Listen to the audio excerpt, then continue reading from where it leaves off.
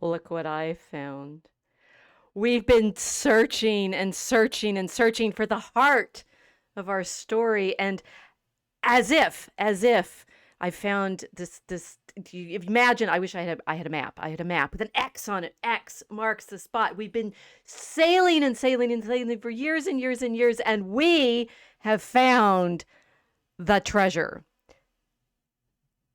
the story behind our investigation of the pirates, the clue to which, guys, I just like, I can't do this poetically. You got to be in here now, because this stream is going to solve absolutely all of it. Welcome to the Mosaic Arc.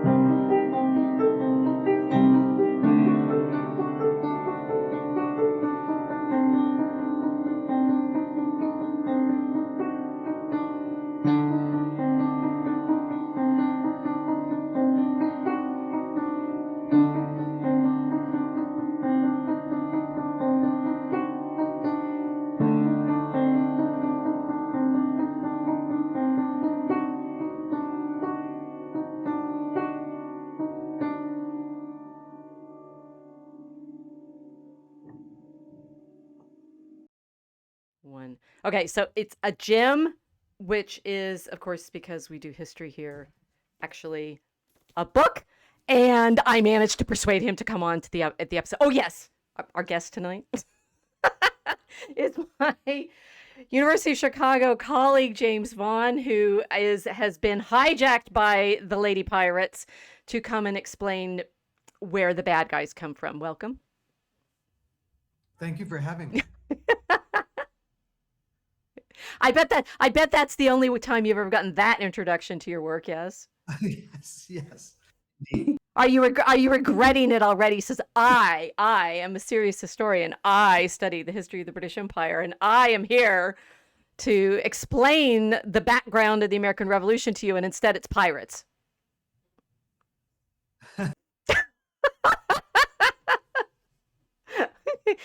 Rather than this introduction, maybe we would please tell everybody who you are and how we know each other. You can give whatever version of the story you like on that. I think James has known me longer than maybe he. I don't know. We've been knowing each other a very long time because you were a graduate student in our department back in the beginning of time, or at least in the aughts.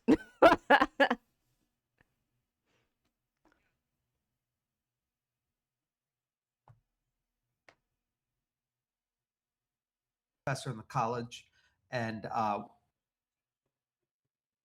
I essentially teach in various civilization studies and social science sequences, as well as a couple of history electives. And I'm a historian of the British Empire and the Atlantic world in the 18th Civilization, century. social sciences, big questions, right? And of course, James and I have been engaged in the last year in our staff meetings in these sequences and arguing over what the whole big story is, right? Well, we are here.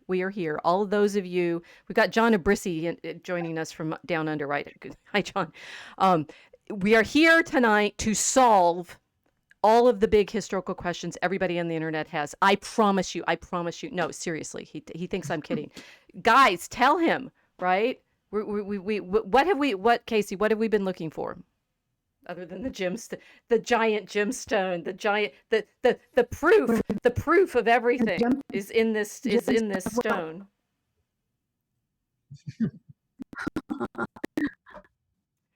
Yeah. What people are traveling the world to get. Rubies and emeralds come from the rivers of paradise. Did you know that? It's in Genesis. They Did flow not. down the Ganges and the Indus, and all of the gemstones in medieval Europe came from India, as did the spices, as did like all the good stuff, right? Yeah, so pirates want it. Hmm. Right? No, James, did you realize that this is what your scholarship is about? What did you think? Yeah, what did you think your scholarship was about? Pirate. Oh, uh, um, in that book, I thought I was trying to figure out why the British Empire in India Okay, see how essentially modest he began in the is? way He's it not like began. the domination of the world through the evil pirate cabal. No, seriously. This is why James gets invited to respectable conferences and I don't need because we are okay. So look, I think we need some help here. So we're going to set you up with the real backstory here. So everybody knows Lord Cutler Beckett, right? Oh yeah. Yeah. Played by Tom Hollander. Better known as so Tom Hollander. I know him previously from the sitcom Rev, where he's playing an Anglican priest who's serving in this London parish with like 6 parishioners. I have to find It's that he's because he's very really funny. good. I only remember him Sorry, you only remember him from what? from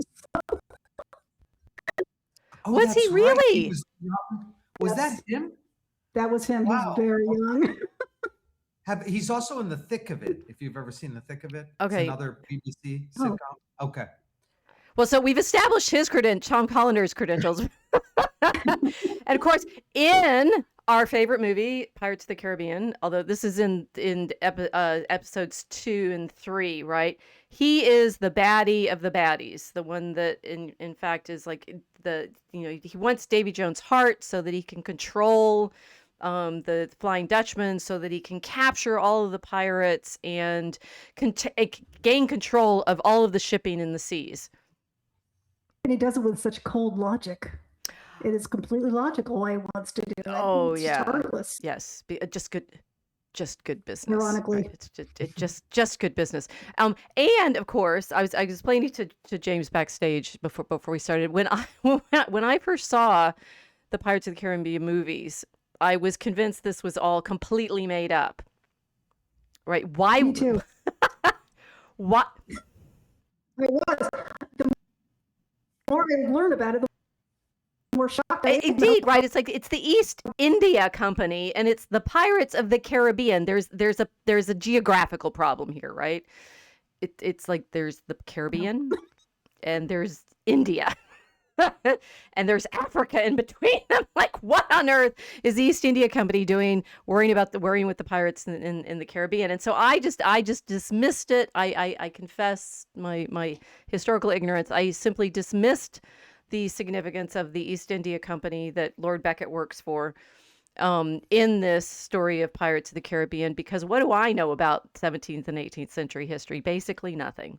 I used to, right? I know a teeny bit more now. Like there were actually pirates, and there was this thing called the East India Company, and James here has written us a book about it, right? So who's the real baddie in the story? Is it Lord Cutler Beckett? In my story? Mm-hmm. Oh no, Ooh. Oh, look, he looks Robert just like Clive him. would be the arch villain. Who is Robert Clive, and what should we know about Robert Clive? Robert Clive originally started as a clerk in the British East India Company. He came from Shropshire. He was from minor landed gentry, landed elite background, and got a position in the East India Company as a clerk, did not like it, and became part of the military, and actually was a very, very successful soldier and officer just at the time that the British East India Company was starting to get into military conflicts with the French East India Company and their various South Asian allies. And so he rose up very quickly in the officer ranks and became a kind of leading East India Company general. They had private armies, they had private military forces in the Indian Ocean world. And he basically had very, very successful battles with the French East India Company and with South Asian rivals. And essentially, to make a long story very, very short, he is the one who delivers the great British victory in the 7 Years' War on the Indian front. The 7 Years' War is a kind of three-front global war between Britain and France, fought in Europe, America, and South Asia. And he's really the architect of the military victory of the British in the Asian theater, in the Indian theater of the 7 Years' War. And he then subsequently goes on to effectively found the British Empire in India. I can get into further details if I you have like. so many In the questions. wake of I the have so many questions. Okay, so you're Empire. basically saying Lord Cutler Beckett is historically accurate. Wait a minute. No, so I thought. Can you tell us a bit of the backstory? We need to know about what this East India Company was. Right? We got ships. They got ships, right? The ships and we sure. let's take it. So we, in our writing of our great epic Draco Chemicus, spent all last year learning about the 17th century, particularly alchemy, because that's very important in the 17th century, including things like the East India Company was actually started in 1600 under Queen Elizabeth, and that the very first ship that they sent from England to the East was called the Red Dragon. We like that a lot. Since we've got a dragon in our story. But what you're describing with Clive, and it's like he's got armies, he's fighting the French, was that what this company was supposed to be about? Tell us more about the opening story of this East India Company. So, we got some ships. Great. We've got some ships here. These are real ships, I think. No, that's true. So at the turn from the 16th to the 17th century, in the kind of final days of the Tudor dynasty, Queen Elizabeth I extends a royal charter to a company of merchants in London that are basically, essentially, they're what will become known as the English East India Company, then later the British. Okay, so it starts off as English and then it becomes British. Okay. Yes. And this is the earliest I want you to you guys, I want you all to hear this in excruciatingly great detail, because you'll realize we've been making nothing up. We've just been intuiting it. Where's my crystal ball? Okay, so they start as a charter company with Queen Elizabeth, and they're English, but they're going to become British. Okay, I'm ready. Yes, and at the beginning, there's nothing unusual about that. Meaning, the English crown had been chartering. You're getting a shift in the 16th century, particularly as you go towards the 17th century, away from focus of trade on the continent towards trade with the wider world. And the so-called long distance trades are developing, and it's not unusual to have a royal chartered company. You get it with the Muscovy Company going to Russia, and you get it with the Levant Company going to the Eastern Mediterranean. Okay. And so essentially a company of merchants in London agree to, they request a charter from Queen Elizabeth I. She grants it, and in return for it, she gets kind of loans and grants from these merchants. So that's the essential nature of the relationship. The English crown is chartering a company by which it's granting letters patent that essentially give this company a monopoly. And the monopoly that they receive from the very beginning is all English trade from the Cape of Good Hope, the southern tip of Africa, to the Straits of Magellan. So basically, they give them a monopoly. The charter means that it's preventing other English ships from competing with them? Yes, precisely, because obviously they can't stop European traders. But basically, it says that no one, it effectively does this, Rachel. It says the crown is making this charter, and through the charter giving a kind of quasi-sovereign power to this company of merchants. And what is that power? That power is to completely direct and control all English traffic from the southern tip of Africa to the Straits of Magellan. So essentially the entire Asian maritime world. And it has to give them certain sovereign powers, like if from very early days, if there are other English merchants that are not part of the company that are trying to ply the trade between Europe and Asia, well, the maritime trade between Europe and Asia, then the company has rights to search and seize them, these kinds of things.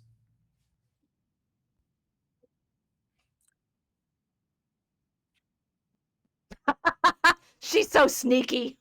So there was no sense that you could do what the Europeans were doing in the Americas and Asia, meaning you couldn't have conquistadors or colonial settlements.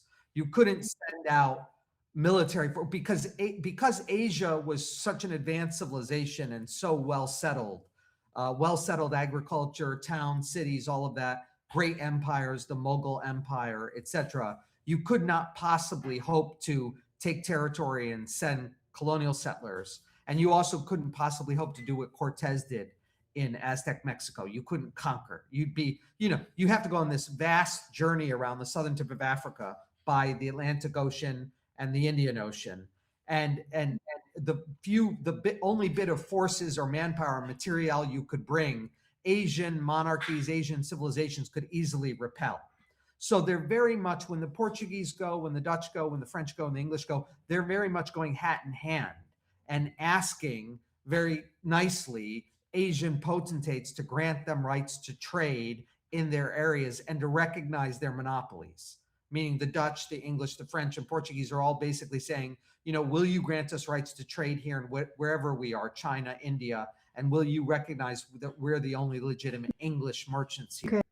So their powers are really only against their countrymen. That's so bizarre, right? It's like because the other thing that we are obsessed with is the pirates, because one that Elizabeth has spent her reign recognizing her pirates as privateers and giving them titles and ennobling people like Drake and Hawkins. You see, my dog has a significant name, right? And that this is enabling those kinds of people that have been serving her to hold the monopoly against their other countrymen. It doesn't even do anything against the Portuguese, who are like well established in India by this point, right? They can't. Right. Right. I mean, really, there's no possibility that you could take territory or conquer anybody in the early 17th century in Asia. There's no possibility the Europeans can do that. They're going there as pliant. It's not like when they go to the Americas or they conquer and they colonize. They're going there as totally subservient, very deferential to the Asian rulers and asking rights to trade. But what happens is all of these mercantile companies that are chartered by the Portuguese, the Dutch, the French, the English, they're given monopolies to prevent their own countrymen from trading there. And they're also given powers to deal with one another. Because, of course, the Portuguese try and keep the other Europeans out, and the Dutch have to essentially carve out through military force a space to trade in Asia. And then the Dutch and the Portuguese both try and keep the English and the French out, and they have to carve out a space. So all these in London, if you're looking there in the early 17th century, the early 1600s, in London, these are just merchants, and they've just come together in a trading house in order to pool their capital and pool their risk in a joint stock company. And therefore, they're merchants becoming directors and shareholders, and they're having shareholders meetings and directors meetings. And they look like just a regular commercial company. But however, if you look at what they actually send out to Asia in their ships, they have with them quasi-sovereign powers. They have powers to exercise force, police their monopolies, to uphold their trade. But that can only meaningfully be used against other Europeans, both their own subjects who are trying to be what they call interlopers. These companies call anybody who trades without their permission interlopers, or pirates. And they basically use their powers against their countrymen or against one another. When did they make the leap to? That's what we're getting to. We're currently in the early 17th century. That's Clive in the mid 18th century. Okay. So why don't they do it from the beginning? Why aren't these simply royal fleets? Oh, the Tudors don't have the state capacity to project power in Asia that could meaningfully conquer territory or take settlements. Like the Mughal But they don't. Empire. But they don't even. The Tudors. Elizabeth doesn't even have the money to build the ships. I mean, it's like why not? This is I get what Casey. What we're finding out is in fact how they end up as imperial powers, but it's sort of curious to me that the merchants go to Elizabeth, say, please give us the charter, so please give us the monopoly. She says, yes, I give you the monopoly. But the only thing that she's basically able to do is give them the monopoly against other Englishmen. It's like Yes. It's not even real power outside of they sail down the Thames and that's it, right? The rest of it's up to their ability to keep their own ships safe. Is it a case of they're all also the other kind That's very much.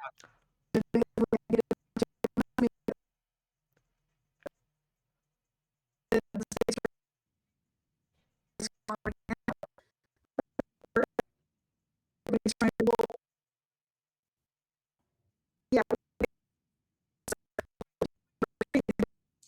No, that's right, and it's actually not that unusual. That is the Tudors and the early Stuarts do everything through charters. So the settlement, the colonial settlement, the development of tobacco plantations in Virginia is all done by private companies, right? The New England, the Puritans, that's all being done through private charters and corporations, meaning the Tudors monarchy lacks any capacity to project power either across the Atlantic in the Americas or around the southern tip of Africa into Asia. So everything is done through charters to give adventurers and merchants who want to undertake the risk and pool the capital to do it, the abilities to do it. And then the Tudors will collect and the Stuarts will collect customs revenues from the trade, and they will collect loans and grants from the merchants. Because once you've got a charter from the crown can revoke the charter.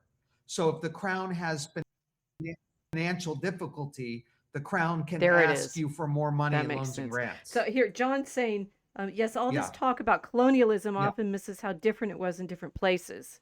It was business in India versus settlement of underutilized land in North America and Australia. And he does history of Australia, John does. So he's thinking about that. Okay, so how well does this go? This chartering of the East India Company. How do things play out over the 17th century? Okay, so at first, it's usually just individual voyages because they're learning. They know nothing about anything going on in Asia, so they're learning over time, and it takes them a while, but they eventually develop a permanent joint stock. Meaning, initially they just pool their risk and capital for individual voyages. So Okay. we're sending ships out and we're bringing highly prized commodities. But what eventually they start doing this routinely, meaning you're constantly sending ships back and forth, and therefore you don't have a joint stock for just one voyage. You have a permanent joint stock. The corporation is always meeting, and there are always ships going back and forth. The Portuguese and the Dutch are able to keep them out of their key trade areas. And so what the English alight upon over the course of the 17th century is really in northeastern India and Bengal. That is where they really go to focus their trade. And that is really good for, even though initially they think they're going out there to get into spices, cinnamon, nutmeg, spices, coffee, principally in Southeast Asia, the area called the Spice Islands. But the Dutch essentially successfully keep them out of there. I mean, they massacre, they set up a settlement at a place called Amboina, and the Dutch East India Company massacres all the English at Amboina. This remains a famous, like a feud between the English and the Dutch throughout the 17th century, this great massacre at Amboina. But to make a long story short, they don't intend to focus on Bengal, but they have to, because the Dutch have effectively shut them out of the rich pickings of Southeast Asia, the Spice Islands. And what they discover is that in Bengal, there is this incredibly easily accessible market in coastal Bengal is in northeastern India. It's in the area of the Indian Ocean known as the Bay of Bengal. And and because the way the Ganges has developed, it's kind of very riverine, meaning there's all these rivers and that connect to the bay, so you can easily get access to the interior of the country. And what happens is Bengal is the world's leading cotton and silk piece good producing area, meaning because it's so fertile and it's so riverine, silk, there are silkworms, and they have incredibly easy, very little labor, with very little labor input. You can basically get silk and cotton. And then there's incredible manufacturing districts that have developed with spinners and weavers. And they have these brilliant dyes. I mean, basically, back in the Roman Empire, they were importing textiles from Bengal. And they're just brilliant because all the English have is really heavy woolen cloth.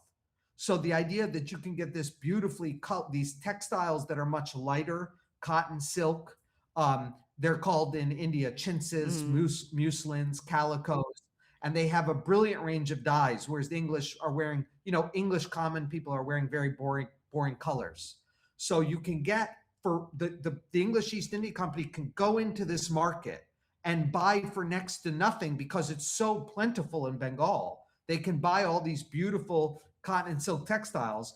And then because they have a monopoly, they can go back to England and basically charge an arm and a leg for it. So it's a classic merchant trading interest, buy low and sell high. And you can buy really low and sell really high because you have a monopoly in Asia. You're the only English merchants allowed to buy in Asia. And you have a monopoly in England. You're the only English merchants allowed to sell Asian goods in England. So you can really set the terms of your trade and make a killer profit. So just to bring it full circle, I'll stop after this. It becomes extremely lucrative. Like I've got a sample of fabric here, which I thought was possibly appropriate, right? Because I think it's like paisley. Yeah, insane. That's great. Yeah, no, that's great. So it's and what the reason we know about the Red Dragon and the founding of the East India Company and stuff, we were reading about cochineal, the Mexican dye, right? That the Spanish are importing from Oaxaca. And one of I was looking it up, and one of the ships they capture, I think it was it was Madre de Dios. It was a Portuguese ship. It had both the rudders for the trade routes in Asia and a bunch of a big shipment of cochineal. So we understand. We in the Dragon Common Room of the Mosaic Ark understand the significance of color. and these dyes, it's like it's like huge. It's like also there's the horrible reality of what happens when you get synthetic colors and then you turn into the German chemical factories, and then no, we're not going to go to the 20th century. But the it's so easy now that we have all these chemical dyes to underestimate the power of a color in people's textiles and clothing. And so what you're describing, James, of the beauty of these cottons and silks, it's we think of cotton as something that you have t-shirts as underwear, right? It's just throwaway stuff, rather than this is the most exquisitely delicate, filmy, elegant fabric you've ever imagined in the world. Well, yeah, but it's relevant because the long history of the textile trade, which of course includes also destroying the Indians' textile trade. We're not there yet. Yeah. Okay, no, that's right. but the thing is, this is important. It's saying that I love the way you describe how this riverine environment makes all of these beautiful clothes. It's just it's heartbreaking to have. Okay, so that's the East India Company in its original formula, because I recognize there's an original royalist foundation, and then something weird happens in 1688. First we have our favorite king, the Catholic, who sadly, okay, just jumping ahead, right? We skipped the Civil War. Don't worry about that.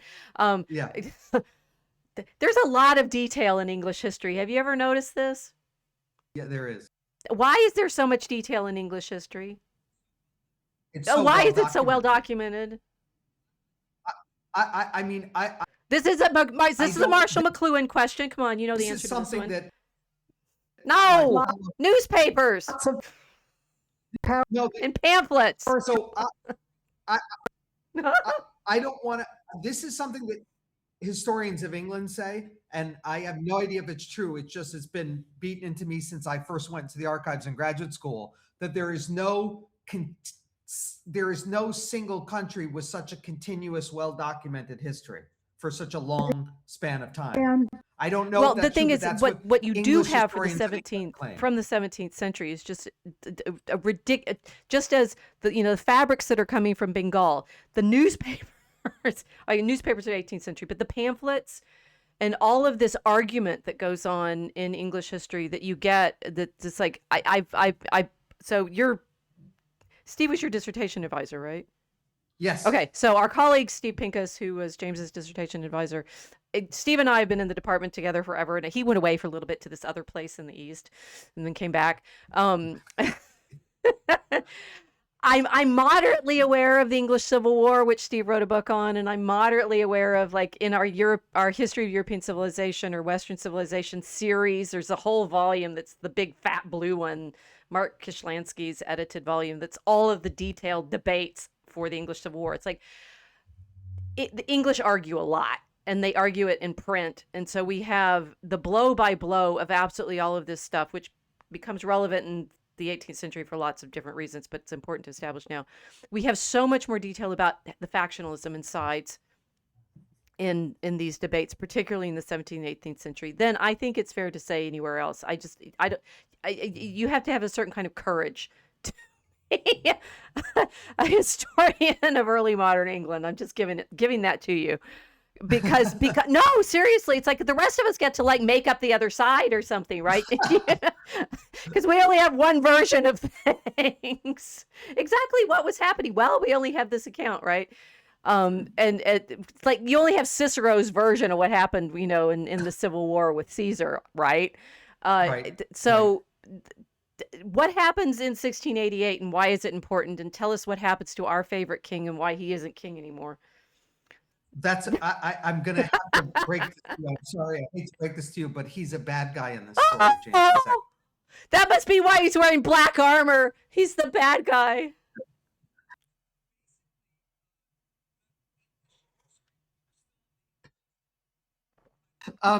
Basically, the later century, the close relationship was developed between the English East India Company, particularly under James II's older brother and previous monarch Charles II. This relationship becomes really deep and profound. And the reason why that's the case is basically thus.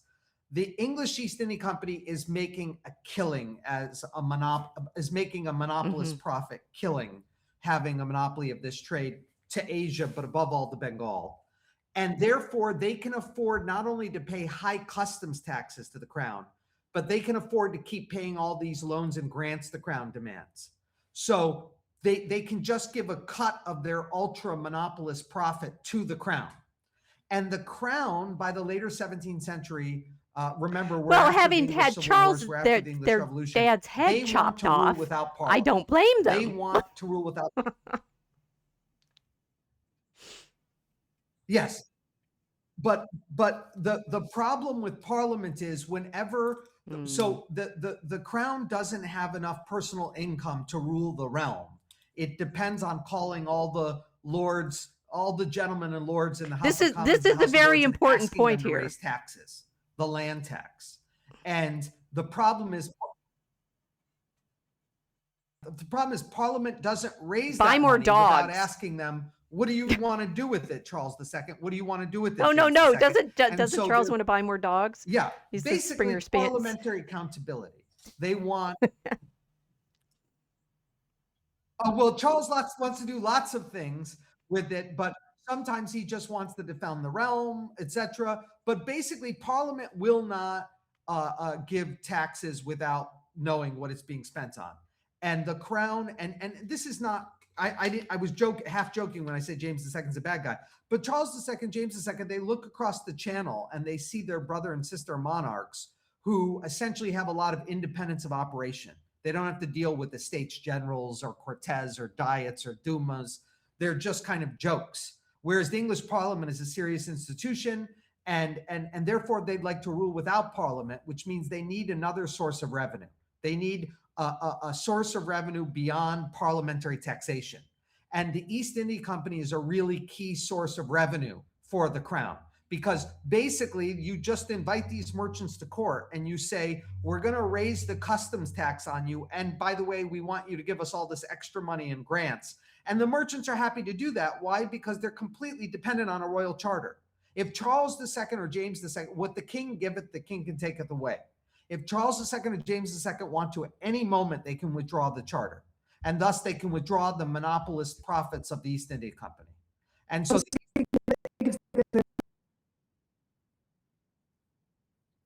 yeah, and so to answer Rachel's question, by the eve of the Glorious Revolution, by the reign of James II, the East India Company is absolutely seen as Tory and Stuart and Charles II and James II, a wholly owned subsidiary of a kind of royal absolutism.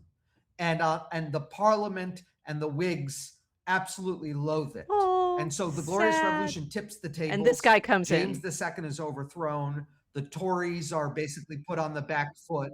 The Whigs are, William III, the Dutch stadtholder comes, William and Mary come in, and the Whigs are on the front foot.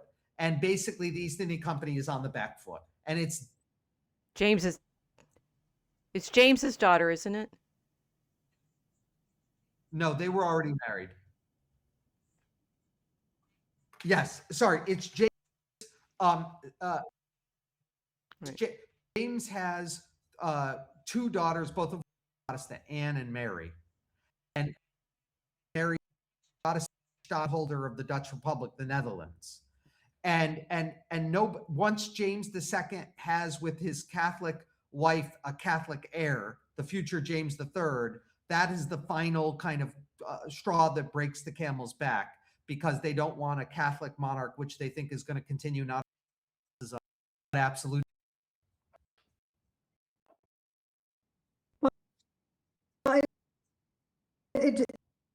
The Dutch did, yes.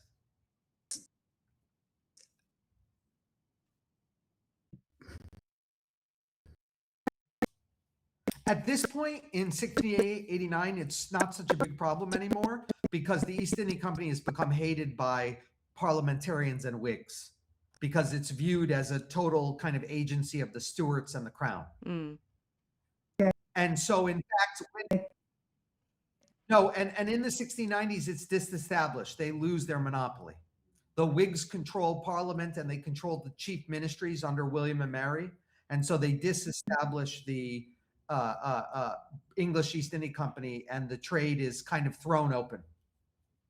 See, this is when I learned this, because I did the deep dive in Wikipedia. I'm like, oh no, wait a minute. So how is there an East India Company that's such a big deal in the 18th century, right? Because and this is like there's not a there. It feels like there's just a it's founded in 1600 and it carries on into the present or into the 19th century, but in fact it doesn't, right? That there's this moment in 1688, 89 when it basically vanishes or it's completely disbanded. Well, it's allowed to continue itself, but it can't have a Oh, monopoly. so they let doesn't. other traders go in and compete with them now. Okay. Yes. And basically, so that's what happens under William III, now King of England, is they disestablish, or sorry, I shouldn't have said disestablish, Okay. that's an improper word. I'm sorry. They revoke the monopoly, but they allow the company to exist and just to compete. So on they itself. establish free trade. Essentially, this is what I'm learning from your book when they're many of the times when they're talking about free trade in these debates, which we have excruciatingly detailed records of because of the English publishing habit. That's right. They mean against the monopoly, correct? It's like we want Yes. free trade, but it's not. 'Cause I think when in the so one, as you're describing the Stuarts' relationship with the East India Company and this monopoly and the way that the companies depend on the royal favor, and the royal favor, the king depends on getting all that money from the customs. Wow, that seems so like topical right now when you have companies that are beholden in some way or another to the government or the president. Which one is it? Not to Parliament, but to the king, right? But so when right. in the late 17th century, when they're arguing for free trade, they mean against these chartered monopolies. Is that correct? Yeah. Yes, the Whigs that are in the ascendancy in both Parliament and in the ministers of the Crown, they move to reduce the powers of all these chartered companies and try and open up trade. So, for instance, the Royal African Company loses its monopoly of all trade in enslaved people in West Africa, and it never regains it. And the English East India Company loses its monopoly of trade to Asia, but eventually it regains it. Dun dun dun. Okay, so the yeah, are we so we have now, thanks to, and this is I finished your book, but I'm still in the middle of Steve's book, so you'll have to explain what he says. What happens after 1688, and why is that a big deal? And I've got a picture here of the Thames, I think, with ships on it, which I understand is relevant. No, that too. So basically what happens is the Whigs oversee what historians have long called the commercial revolution, meaning an opening up of trade across the board to competitive enterprise. But two things happen that basically bring the East India Company back to life. One, it is allowed to maintain its trade. And in this period, it's referred to as the Old Company because now there are all these other traders. There's even a new company that's founded, a joint stock corporation to trade competitively with the old company, and there are private traders. But there's a huge problem in Asia, which is over nearly a century, the old East India Company, the now no longer monopoly old East India Company, has built all these settlements and all these fortifications and has established all these treaties with local rulers. So effectively, they have a huge advantage, which is they have a pre-existing network of trade. You can't trade in Asia, I should make clear for the audience. You can't trade in Asia by just sending out a ship and like hoping to dock at a port, right? You need to have a settlement. You need to have what's called in the 17th century a factory. They don't mean an industrial, They mean a mercantile factors or who's like commercial factory. agents. Yeah. Bingo. Yeah. And they've got to be resident. So you've got to go to a port city, like a port city in Asia, like a Madras or a Bombay, and you've essentially got to get an agreement from the local rulers to allow you to have a residency to set up shop so that people can live there. You can have clerks and who can live there, and then eventually you can fortify it. And you have some soldiers that protect it. And then you have people who go into the internal Asia, what they go up country, they go into the hinterland, and they buy the products that people want in Europe. And then they come them in these mercantile factories. And then the ships just come in, they pick up the goods and they leave. So by the late 17th century, you've got really routine trade, but you need a whole system of settlements and factories across the coastal port cities of Asia. And you need to have treaties and arrangements with all the local sovereigns and rulers. And so the old sorry, Rulers were the ones that were requiring them. You can't do trade in Asia without them. Meaning, if you just show up with one ship, you can't send men off the ship into the internal country to have to navigate with all the local rules and customs and have freedom of access and then buy goods and come back to the coast. It would be impossible.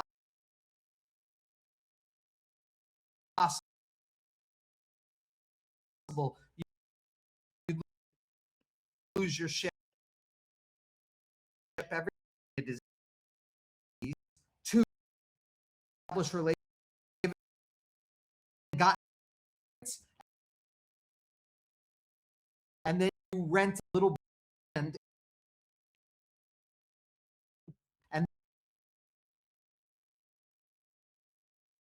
then people there, and then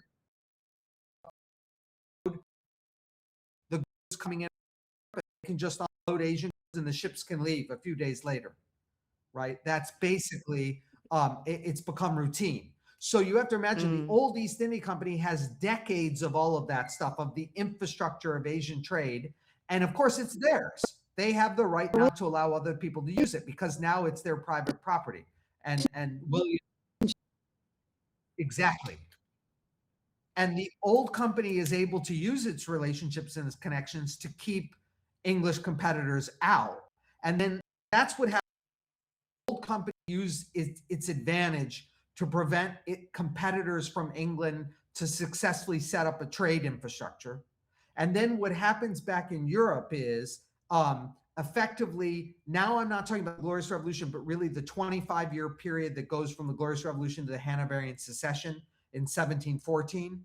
During that period, the Whig ruling elite develops into a kind of oligarchy of great aristocratic families. And as a result, Yeah, this is the point in the book when I wrote Pigs to is renew Pigs. the old terms. But here's the The difference. new rulers have This replaced time, the old rulers. Here we have the oligarchs of the Whigs who are, taking over the privileges that the old Tory oligarchs had had.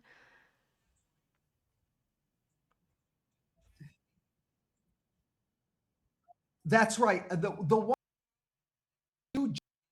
constitutional monarchy and a parliamentary government now. Parliament is, again, it's always in session, it's always meeting, and all future English and British monarchs agreed that they can't raise army or taxes without the permission of Parliament. That's why James II ultimately lost his crown, right? He was raising an army without the permission of Parliament, and he was raising some taxes without the permission of Parliament. And so as a result, basically no future English/British monarch will ever do that again. And so you have effectively a constitutional monarchy, meaning the monarch will never again rule without statutes and laws passed by Parliament allowing him to do what he does. But what happens, guys, is effectively the way I would think of it is like a Tammany Hall or a Daily machine. You have a constitutional monarchy and you have a parliament, but this is not a democratic parliament in any way. This is a parliament that is totally unreformed and unrepresentative and just represents the gentry and the aristocracy, the landed elite. And so the leading landed families of the Whig Party, they control permanent parliamentary majorities. And because they control permanent parliamentary majorities, they can tell the kings who they have to appoint as ministers. Because remember, the kings can't do anything without laws passed by Parliament. So the great families that control permanent parliamentary majorities can tell you who you have to pick as ministers. And so the Whig Party creates this whole system known as the Whig oligarchy, where a oligarchy of great, wealthy, landed elites, basically because they control permanent majorities in Parliament, get to choose the ministers of the crown and get to manage the monarchy. And it's in that period that they quite happily renew the charter. But this time, the charter doesn't come from the crown, it comes from Parliament. It's a parliamentary charter, which the Whigs don't have any problem with because they control Parliament. And then the old relationship develops. And what they force everybody to do is they force all the traders to go back into one company, and they call it the United Company of Merchants Trading to the East Indies, by which they simply mean everybody east of Africa. And so the old company is now unified with the new company and with all the other traders, and they become the United Company. And this United Company is a single joint stock company trading from London to Asia. And the parliamentary charter gives them a monopoly, the exact same monopoly. And it also gives them all the old quasi-sovereign powers to use against their own countrymen and, if need be, against other Europeans. And basically, to conclude, this is now what we call the British East India Company. Right. I'm talking post-1714, because England and Scotland have Okay. formed the So, United Kingdom. one, and we're now dealing with Great Britain. those factories are actually a medieval institution. Yeah, do you know Raimi Constable's work on the Muslim fundaks? Oh, I didn't know that. Yeah. So and when you were describing that, I'm No, like, I sorry, know go. this because Ramey studied it. Okay. That it's a Mediterranean institution, and if you think about the way in which the Italian cities had uh, trading arrangements with the Muslim powers, like in Alexandria or in the Holy Land, or I mean, I guess with the Ottomans and such, that they would have their own like warehouse and their own quarter in those cities. And as I remember her talking about it, the kinds of arrangements they had were very similar to what you're describing with the factories. That um they didn't go inland. It's like the like Venetians and Genoese, right? Would just they'd have their factories or fundex. They receive the goods that are coming across Asia and porting in the Eastern Mediterranean, and then carry them into Europe. So I mean, in more ways than I had realized, the Atlantic traders that are now going around Africa are taking over institutions that they get from the Mediterranean. It sounds like. Yeah. Oh no, that's a very good point. Yeah, Right. and And like so the Lamont I'm Company in the wondering Eastern now, Mediterranean as Ramey is doing described them, all of as the kind of I Italian heard her stuff you're talk about talking this a long about. time ago. These are the Muslim powers help set these up. What relevance does it have? Like India in this period was under the northern part was under Muslim rulers, right? The Mughals.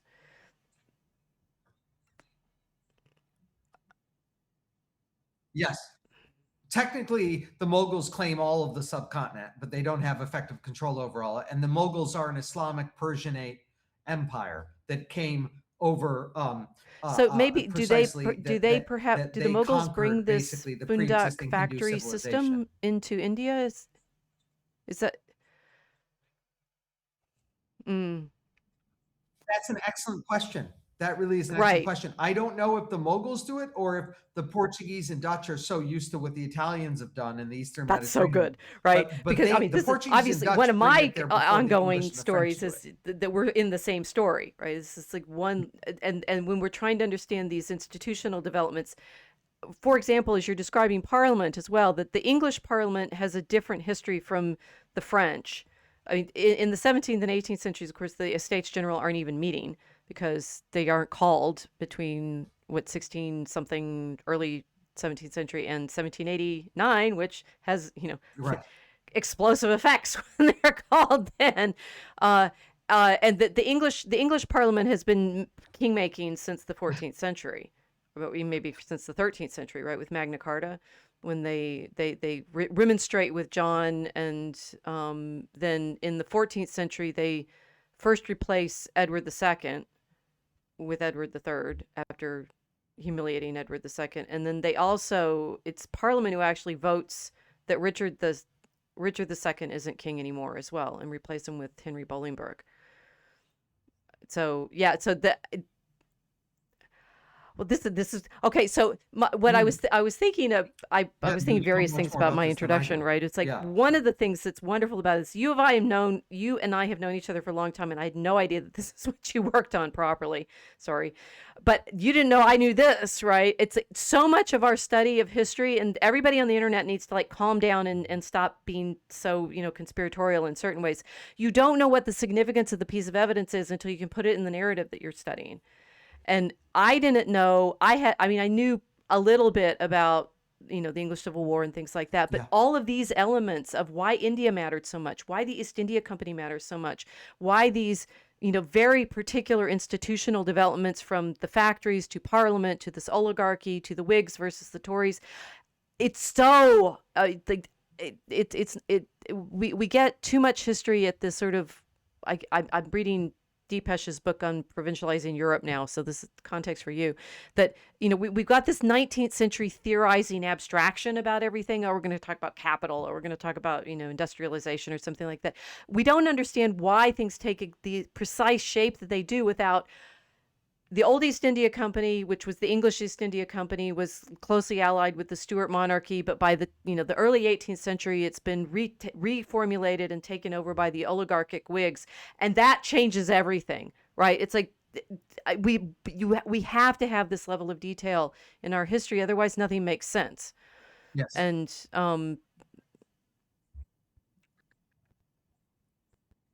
calm down, right? Yeah.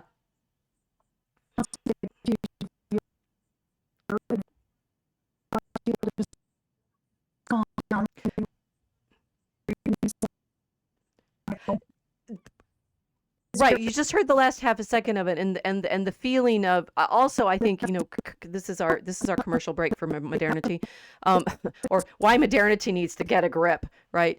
That the when we're trying to understand why our institutions have the structures that they do, it's I learned so much from James's book about, in fact, why the United States is having the arguments that we are right now, not just about business, but about representation and government and what kind of government we have and why our Constitution is what it is. And the frustration that we have about you guys aren't learning enough history. You don't know enough of the detailed step-by-step story to get why things took the shape that they did after all of these centuries of negotiation. If I just told you that, these factories that they're using in the 17th, 18th century are a medieval institution, it's like none of these things happen overnight. You can't invent institutions out of nothing. You can, but okay, I need to rephrase that. It helps to know how all of these things have been negotiated out to understand why we have the convictions that we do. Commercial over. All right. So this is great. So we now understand why the new East India Company is now the British East India Company.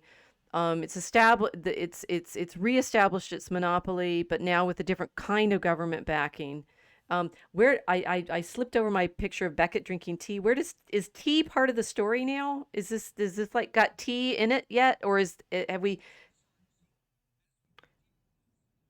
So sorry. So as we go deeper now, so now we have, basically the old company's trade infrastructure is now the trade infrastructure of the United East India Company, which includes the old company and its former rivals, all in one organization. And the United Company, as I said, is a patronage and oligarchic of the Whig families, this Whig oligarchy, Britain through parliamentary majorities and to say the Whigs are real. There's this thing called Whig historiography, right? The Whigs are really good at making their own case. Always. They write a lot, and so this is the other sort of footnote, his advertisement kind of thing, is seeing how they make their arguments in the rhetoric they use, like liberty, right? They're all talking about liberty at this point, right? So, explain what the Whigs mean by liberty in this moment, because these are oligarchs in control of a massive monopoly, absolutely. And they're talking about liberty.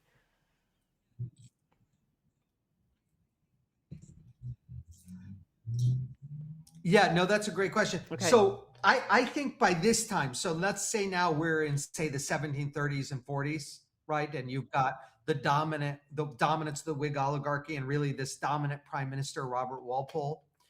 They have this basic view that okay. The great enemy of mankind was what they call arbitrary power. And that arbitrary power was what the Stuarts were trying to build by having an absolute monarchy that ruled without parliament and without having to, right. So their basic view of liberty is not a monarchy ruling through law and subject to constitution, i.e. that the monarchy rules through parliament and through laws and statutes and can't through prerogative suspend any of that stuff. And private property, that nobody can have private property taken from them without a law passed in parliament. So in other words, they make a link between representation and but of course, what they mean by representation is virtual representation, that the landed elite represent the whole realm because they're a leisured landed class and they have time to be educated and debate and meet in the House of Commons and House of Lords and discuss great issues. It's understood that they virtually represent all of the realm and its overseas possessions. They have this virtual representative. And then finally, what they mean by liberty is the Protestant settlement, that any Catholic monarchs will try and rule arbitrarily and reimpose Stuart absolutism. So that's their conception of liberty. right? Their view of liberty, property, Protestant settlement. No, they're like a Daily Machine or a Tammany Hall, right? But I like it. to be fair, they do have elections. It's like a board of governors election, election, rather. It's the stockholders, or right? Yeah. Yeah, right. Well, yeah.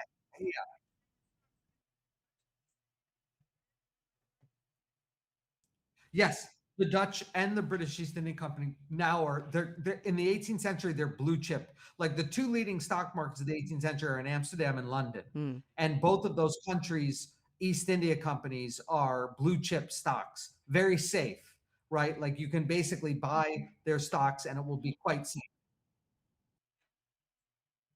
Except for that, I mean, there's Yeah, the it's South quite Sea bubble is in the 1720s. Is that right?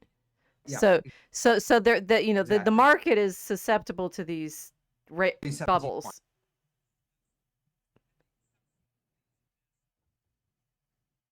Absolutely. And the South Okay. company is a massive bubble. Yeah, but that's where the East India Okay, Company so looks like I on the just eve I of just the need to 7 know where the Years' tea War, is right essentially, now. this new British East India Company. Have they stolen it from China yet?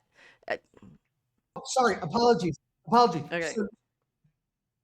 So the textiles from Calcutta, Bengal are still by far the most prized commodity, but now they're expanding out. And you have to think we're now in the mid 18th century, and the Portuguese have really been eclipsed.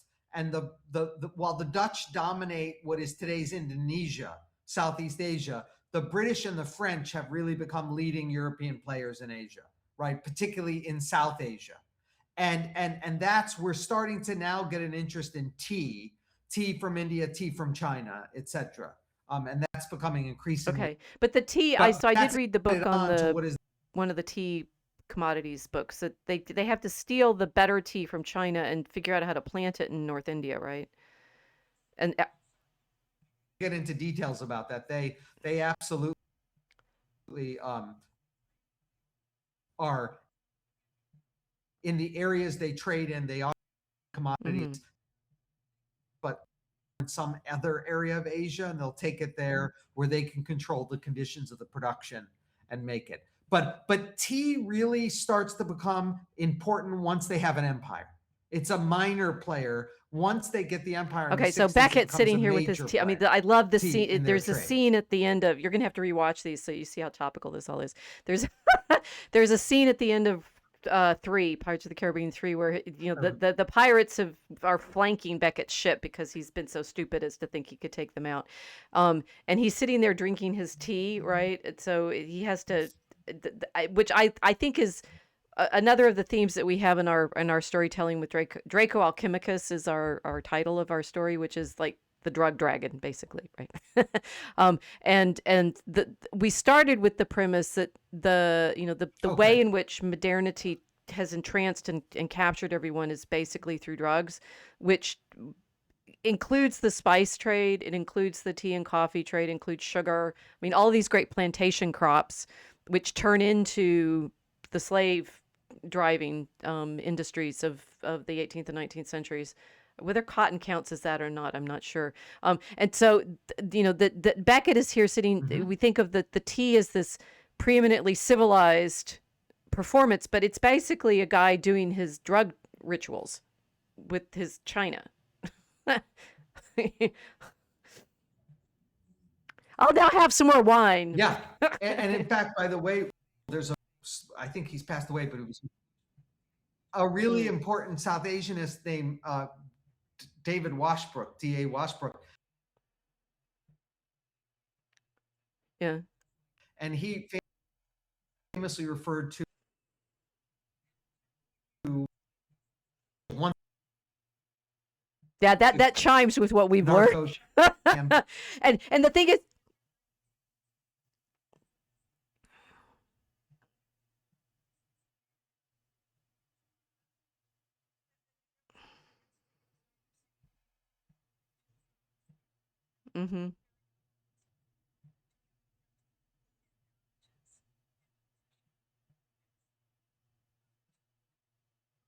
Yes, I say the Dragon Common Room is our poetry writing parent thing. The Mosaic Arc is where we are right now, right? We have noticed that this kind of relationship adheres presently in, in many industries. We are therefore very curious about where our country is exerting military force right now. It's quite overt, right? It's like which empire are we going to bomb next? Oh, let's look at we got a map of India here in 1751.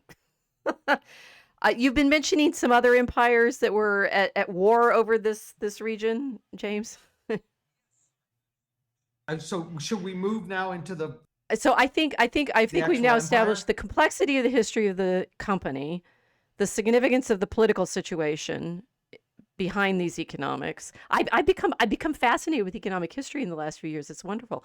I used to think it was so boring. The degree to which it's caught up in drug trades and not just money making, but also this sort of like huge money making. We have touched on the opium trade a number of times in our podcast. We've also done episodes on sugar and things like that. So the tea it comes into this as an element.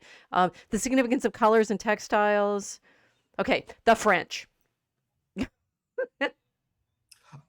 Well, basically, what happens is that by the mid 18th century, so we're now in the 17th.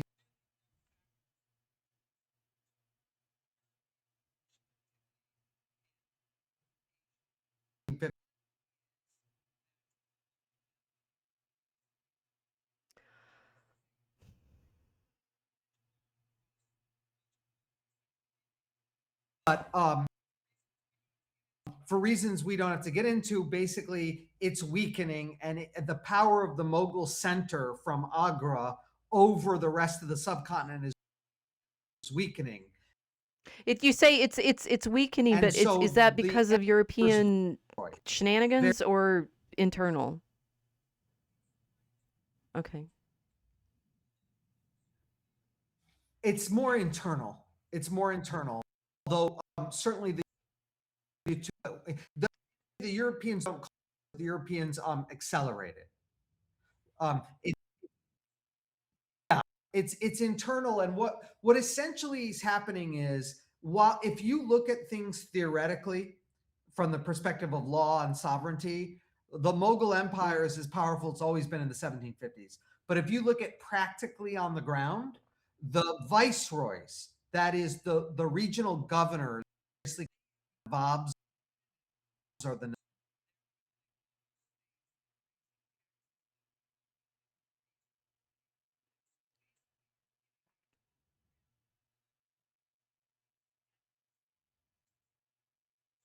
really a shadow sovereign, and his regional governors are becoming local kings and dynasts.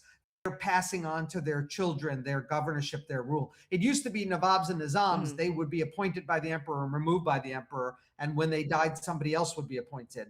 But now basically they're turning their own little governorships into kingdoms, basically. And so the Nawab of Bengal is in a practical way. He's no imperial, and he's passing on to So his wait. Can how reign. So I want that's a you picture of the Mughal. described the fabrics, the beautiful fabrics they're making in Bengal. What kind of like political structures, civic structures, societal? They're Muslim over a Hindu population, but they're administratively sophisticated. They're like exactly what's crumbling.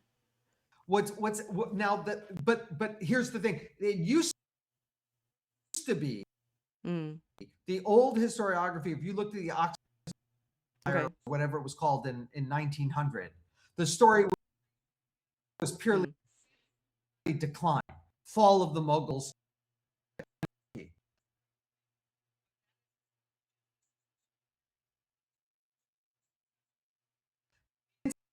In the 60s, there's been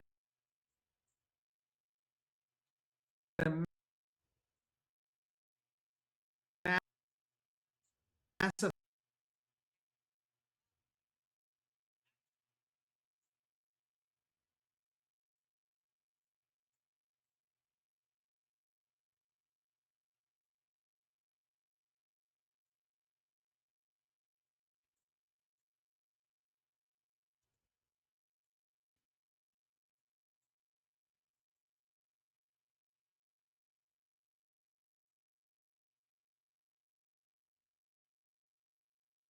And craftsmanship and it was like the commerce. And I'm just really fixed on, I did not know this properly. I mean, it's one of these things I've learned recently. What the British do to the textile industry there is criminal. yeah. In And the local Nawab because knows that. because first they come in and they buy all these beautiful fabrics, and then the Industrial Revolution is happening at home, and the American South cotton, I think, is part of the, like you're saying, does James II becomes a bad guy in this. Exactly who comes out as the good guy in any of this? No, I just meant in terms of Oh no, I just had my Civ students do an exercise of, look at the Industrial Revolution and tell me the good side and the bad side of it. So this is my regular exercise, right? Because we're it's like, whose side do you take when you tell the stories? Well, I mean, like, what are we looking at? So we're looking at in 17th, 18th century India, industries that are so well developed that they, have fabrics that no one in Europe is able to make at the time. I mean, even the Italians, right? The Italians have been specializing in magnificent fabrics for centuries, and well, they do okay. I mean, that will get us into color alchemy and the problem of dyes and everything like that. But the reality is the textile industry in Bengal is it just sounds like it's fairly productive, and it's well well organized when the it's British. the world's leading textile industry. Yes, Right, absolutely. yeah. That's what I'm And the trying to Nawab is establish. aware of how much seaborne overseas trade is important. He wants as many merchants coming there to pick up goods as possible, pay customs revenues, etc. Boy, did he make a big mistake. Okay, carry on. So that's what's happening by 1750s in South Asia. Back in Europe, there are new developments because there had been relative peace after the death of Louis XIV of France, the great kind of Bourbon monarch of France in 1715. And because England and France had more or less from the Glorious Revolution to the death of Louis XIV in 1715. And following that, there's relative, but by the 17th, France is asserting itself. And then another quarter century of warfare breaks the War of the Austrian Succession. And that ends in 1748, but it's really a hot peace or war. Right. There's a renewed war known in this as the French and Indian War that starts in 1754 and is known in Europe as the 7 Years' War starting in 1756. But really, it's all one. And what you have to think is whether you're in Versailles, the kind of headquarters of France geostrategy, or you're in London, the headquarters of British geostrategy, the rulers of Britain and France basically view themselves as not merely European powers, they view themselves as global powers, vying for who's going to be the world's leading imperial power. And they view their European allies as just in one theater, right? Britain has an ally, initially Austria and then later Prussia as well. And then France has an ally, initially Prussia and then later Austria and Russia. But they just view Europe as one theater. They view the New World as another theater where they have colonists and they have indigenous allies, the French, the Huron, the British, the Iroquois. And then finally in South Asia, they view themselves as basically competing to promote their companies. And in South Asia, a perfect storm happens, which is you have to think by the 1750s, you have post-Mughal successor kingdoms that now are vying with one another to become the leading hegemon in South Asia, right? So all these post-Mughal successor kingdoms, they're no longer afraid of the imperial center, and they themselves would like to become the new dominant power of South Asia. And they're vying with one another. And now the English and French are vying with one another all over the world. And basically, the British and the French East India Company, and there's no plot, there's no reason to it, or there's no like sneakiness. The British. Okay. No, I mean, there is sneakiness across the French are at throughout almost the entirety of the 1760s and the early 1760s. And basically, in this conspiracy, French company simply want to protect their trade amidst all the wars going on between the successor kingdoms. And not initially. Initially, their basic view is we can't project power here, but we have to make sure to protect our trade and our property. So we have to make sure that we make deals and we keep connections with the post-Mughal successor kingdom likely to win. They want to be on the winning side of what is in South Asian rivalry.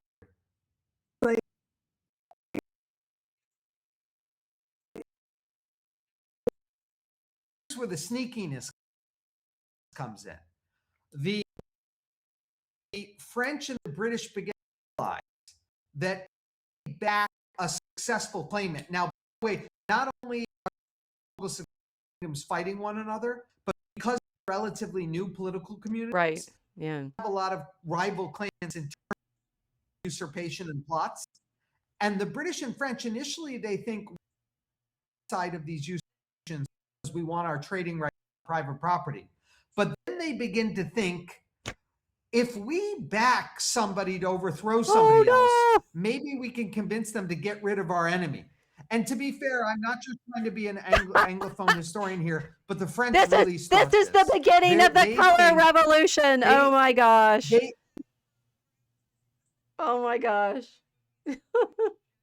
Who really the French did it. sells the monarchy of Louis XV.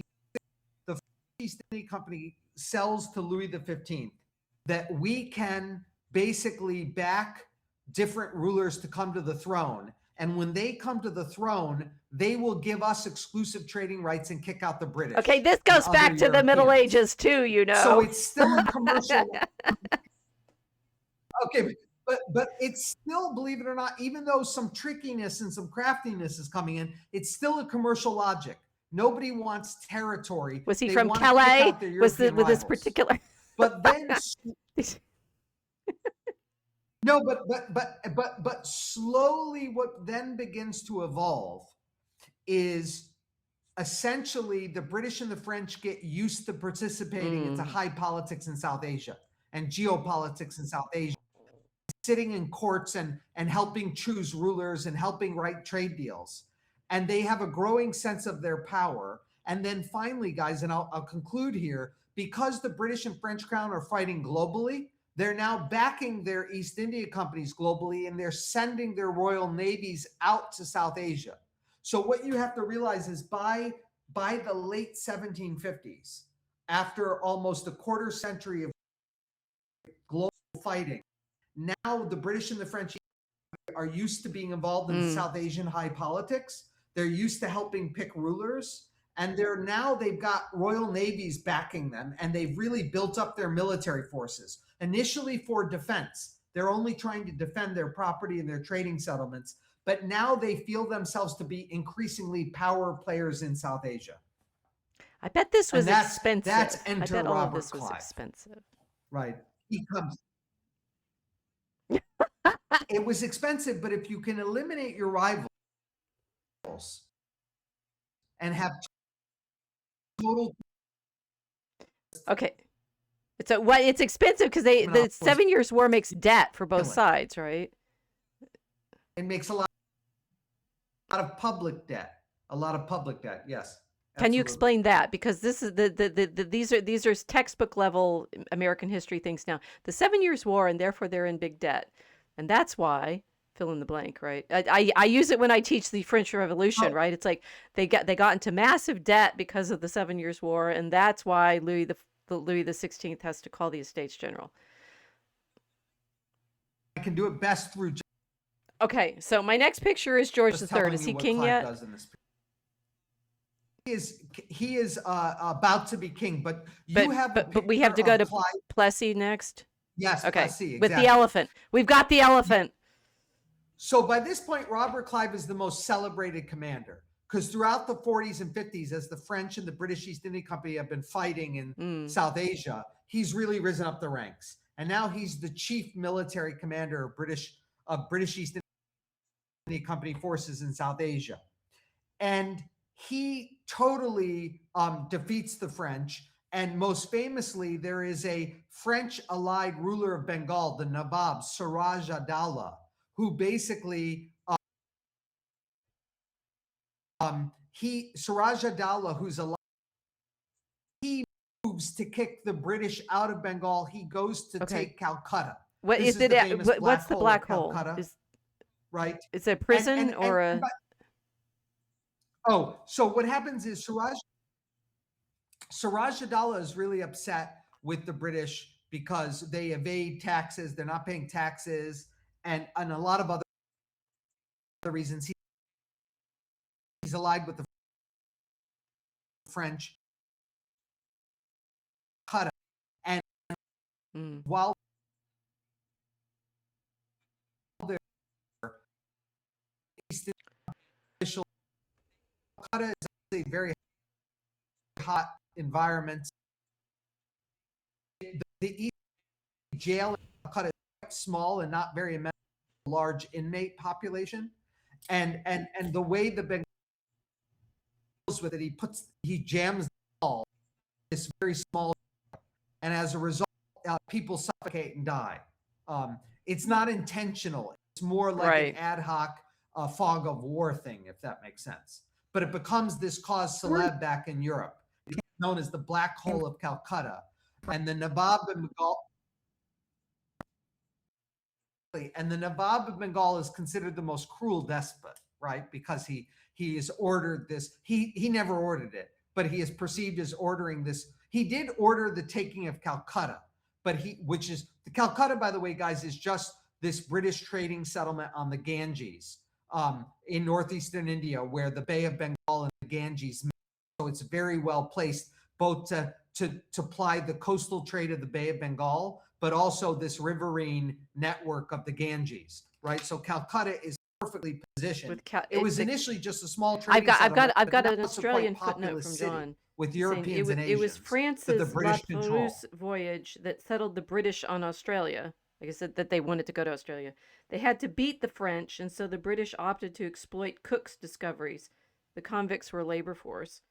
Australia then became a holiday and retirement place for East India Company soldiers and sailors. Oh, I didn't know that. That's fascinating. So Australia comes out, and it's like so many things come out of this Indian War. It's fascinating. I mean, it's like including like they're still fighting at the end of the American Revolution. Right. So it's this another of the great things I learned from your book is how much this theater of war affected the United States. And now John is saying it's also, Australia's closer, right? So you think of it as at least regionally related, but that the events that happened in India in these years are part of the reason we have the United States. It's right. So mind blown. In the midst, yeah, right. Well, it's this naval battle off the south of the Coromandel Coast. Is that our place? Yeah, okay.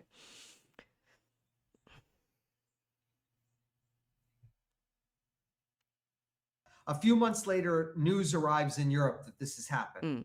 And I cannot emphasize enough the shockwaves this sends throughout Britain, because not only does the East India Company is now a global trading company, but the entire trade is centered around the textile trade in Calcutta. So the loss of Calcutta is essentially the loss of its chief commercial and corporate function. And the reason why this sends shockwaves throughout Britain is the British East India Company is the number 2 institution after the Bank of England in the whole financial system of Britain.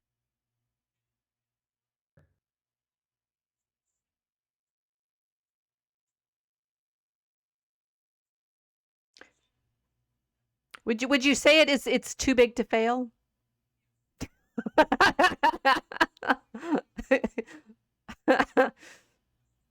The audience, this doesn't just mean the loss of profitability and dividends for company directors and shareholders. If the British East India Company fails, of ripple effects through private markets, through the London financial market, but also massive ripple effect public. The British East India Company is the greatest stakeholder in government. If it fails, that means Britain will become less credit worthy. And to get any loans or government will have to massively higher interest rates and raise even higher taxes. So this is viewed by all the ruling elites of Britain as a complete and utter disaster. The British East India Company must be saved at all costs. Calcutta must be recovered at all costs. So a squadron Navy to go help the British East India Company military forces under Robert Clive retake Calcutta. Still lies in the minds of King, the grandfather of King George III, when all these forces are being sent and when they come in 1757 to retake Calcutta, it's defensive.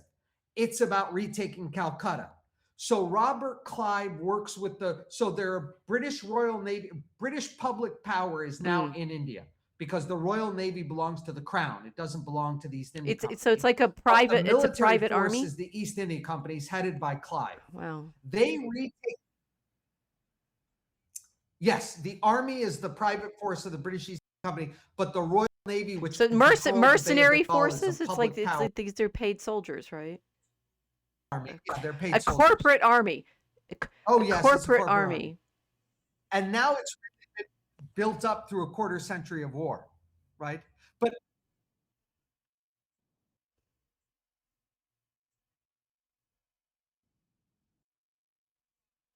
anybody who alone, they have international fund market, meaning Netherlands, people. There's everybody from a haberdasher that has put in 50 pounds. All obviously the vast majority of the government debt is owned by wealthy financiers and merchants throughout Europe, not just in London, but Paris and Amsterdam as well. What? Right. Half the company, no, sorry. The English, the Bank of England is like a Federal Reserve. It's half public treasury bills, which gives you, if you hold on to the treasury bills, you can pay the treasury bills to other people. Currency, you hold on to the bills. See what's right.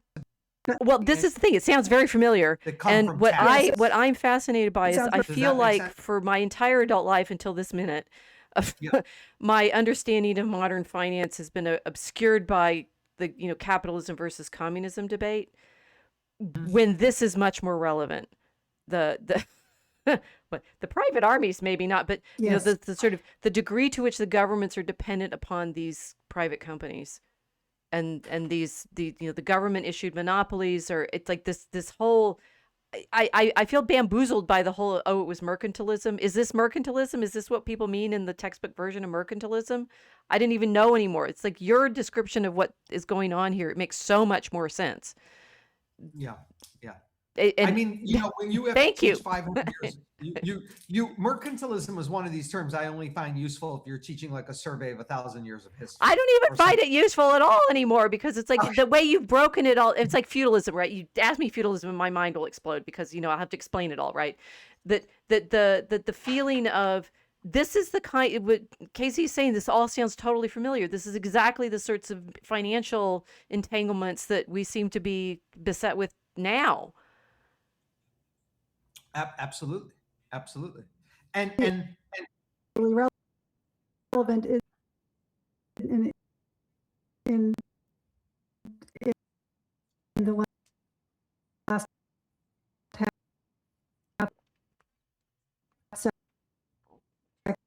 Mm-hmm.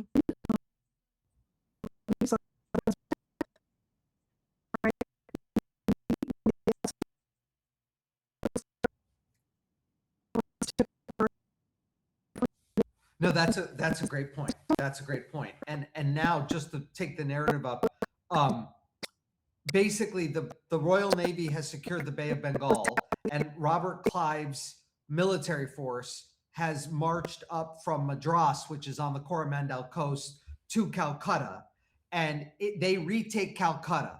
But basically, they decide, and again, I know it's really is defensive at this point. They decide that that Calcutta can never be permanently secure with the current Nawab of Bengal, Siraj Adawla, on the throne, because he tried to take Calcutta from them arbitrarily in their self-understanding, and he's allied to the French. So their basic view is they have to defeat Siraj Adawla, and they make a deal with a guy named Mir Jafar, who is Mir Jafar, sorry, who is a Bengali member of the Bengali ruling elite who has been wanting to take over the rule of Bengal, and a deal is made. And there's a battle at Plassey, which is an orange grove, a grove of oranges. It's a rural area. It's far outside of Calcutta. It's an orange grove. And basically Siraj Adawla and his Bengali forces are going to face Robert Clive and his East India Company military force. But a backroom deal has been cut through correspondence where a significant part of the Bengali force withdraws. Mir Jafar's force withdraws, and Siraj Adawla's force is easily defeated. He runs away and is eventually killed. And then what's in this picture that Rachel has shown at Plassey, that's Mir Jafar and Robert Clive meeting after the battle, and therefore enacting their secret agreement, which is that Mir Jafar will now be the new Nawab of Bengal, and he will restore the company to even great. Not only will he restore Calcutta and all the company's private property and settlements, but he'll give them even greater commercial benefits and deals where they can make even more money. And at this point, guys, it really has had a logic that has been defensive and commercial. But here's where Robert Clive basically decides, and almost immediately after he helps put Mir Jafar on the throne of Murshidabad, the capital of Bengal at the time, he really decides that the East India Company should not stop there. The Royal Navy is there. The British East India Company has a gigantic military force now. The Royal Navy has been able to project power into the Indian Ocean, the Bay of Bengal. His basic view is they actually should themselves become the rulers. And he writes a very famous letter in 1757 to the then British Prime Minister William Pitt the Elder, the future Earl of Chatham, and the father of the later Prime Minister William Pitt the Younger. And he says, we can use a relatively modest force and take Bengal, and he says, become the Nawab in the de facto Nawab. We can make the Nawab purely a de jure Nawab, and will be the de facto Nawab, will run things. And he basically tries to sell this as, if we control Bengal, we can collect 4 million pounds sterling, which is a lot of money. It's an incredible amount of money in the 18th century. And we can use half of it to keep a tax collecting bureaucracy and army in Bengal, 2 million pounds sterling. And then we can send 2 million pounds back to London, where we can prop up the national debt and the stock market and everything that appears to be on the brink of teetering. Now, the British Prime Minister at the time, William Pitt the Elder, rejects this. He thinks this is a terrible idea. He thinks this will involve the British in having a land empire in Asia. And you're going to think I'm joking, guys, but the line I'm about to say is I'll try not to laugh too loud. The line I'm about to say is not. about to say is not it's not original to the screenplay writers of The Princess Bride. Oh yeah. You guys have seen The Princess Bride? Do you remember when the Sicilian says never get involved in a land war in Asia? That is British. No, but that is British common sense. You do not want a land empire in Asia because you'll be involved in endless warfare with the highly populated, well-settled civilizations. You think we'd have learned? It will ruin your trade. No, but that's Pitt the Elder's view. He says, no, we don't want an empire of conquest in Asia. It will involve us in being sovereigns and imperial rulers. In other words, he says very clearly, we are not a Roman empire. We are not an empire of conquest where we extract tribute. We're an empire of liberty, which is we either, I mean, I'm telling you their self-understanding, make of it what you will. But their basic view, the British, or Pitt the Elder, adheres to the old classical British view going back to the Glorious Revolution, which is we're an empire of liberty. We are either an empire of seaborne trade, or when we possess land, it's because no one was there, i.e.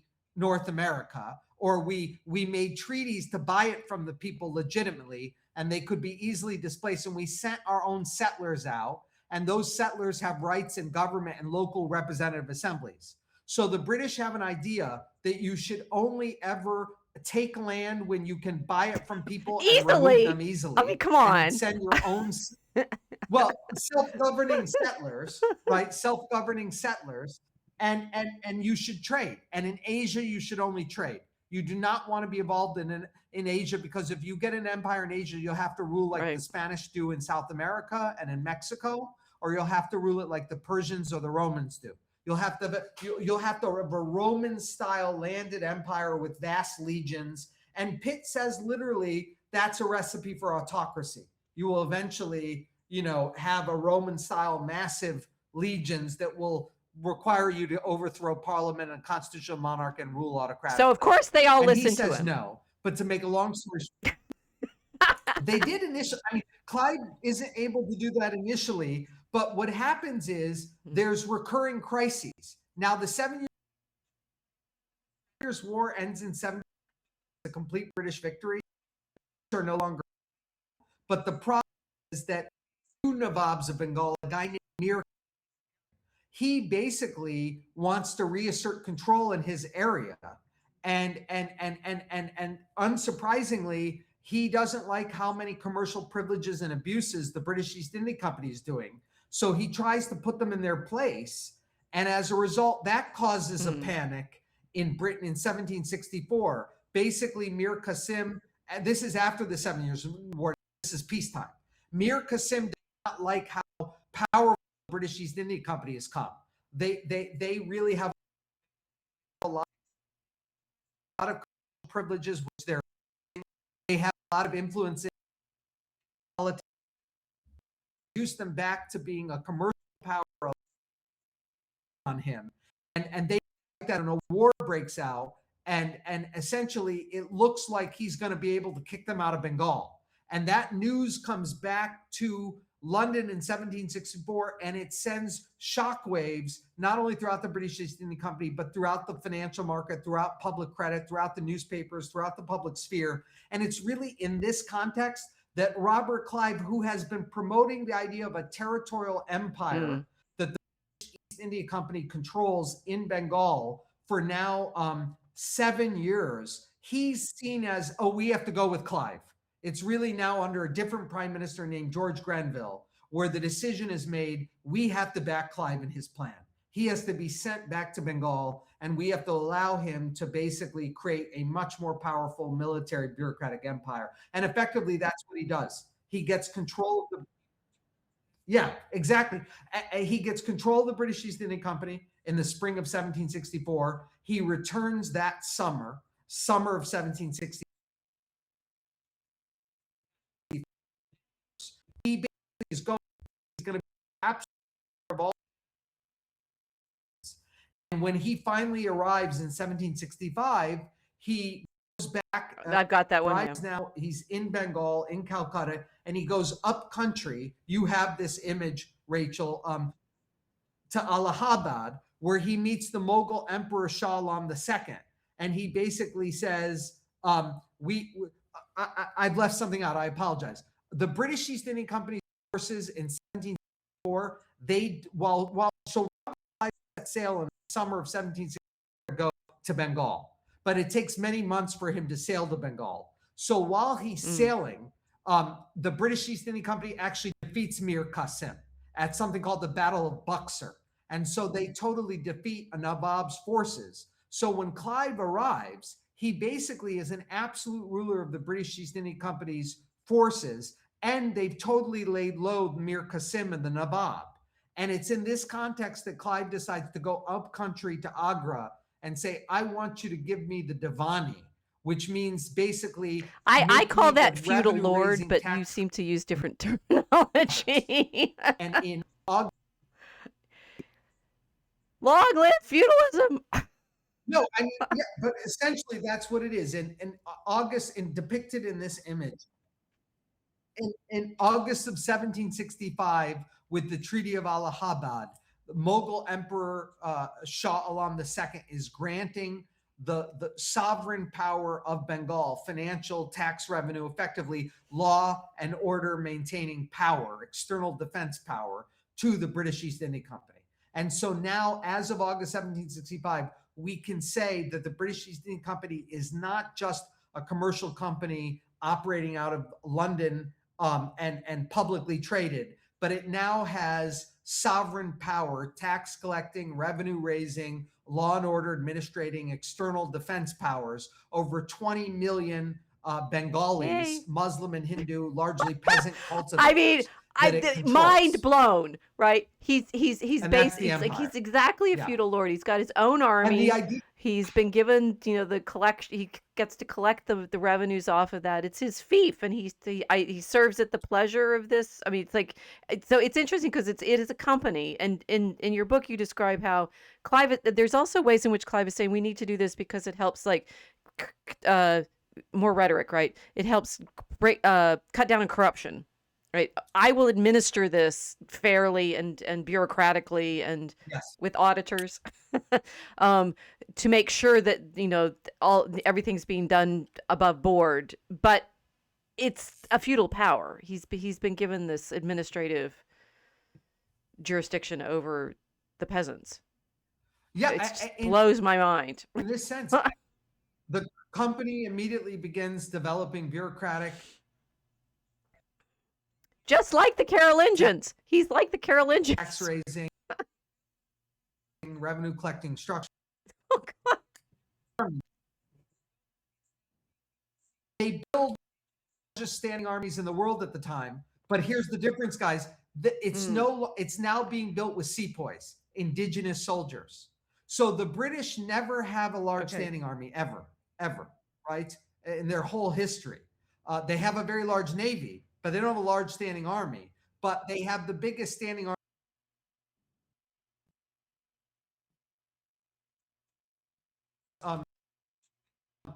Two things. They're being paid out of the tax revenues being collected by the British East India Company. And the British East India Company now does have the formal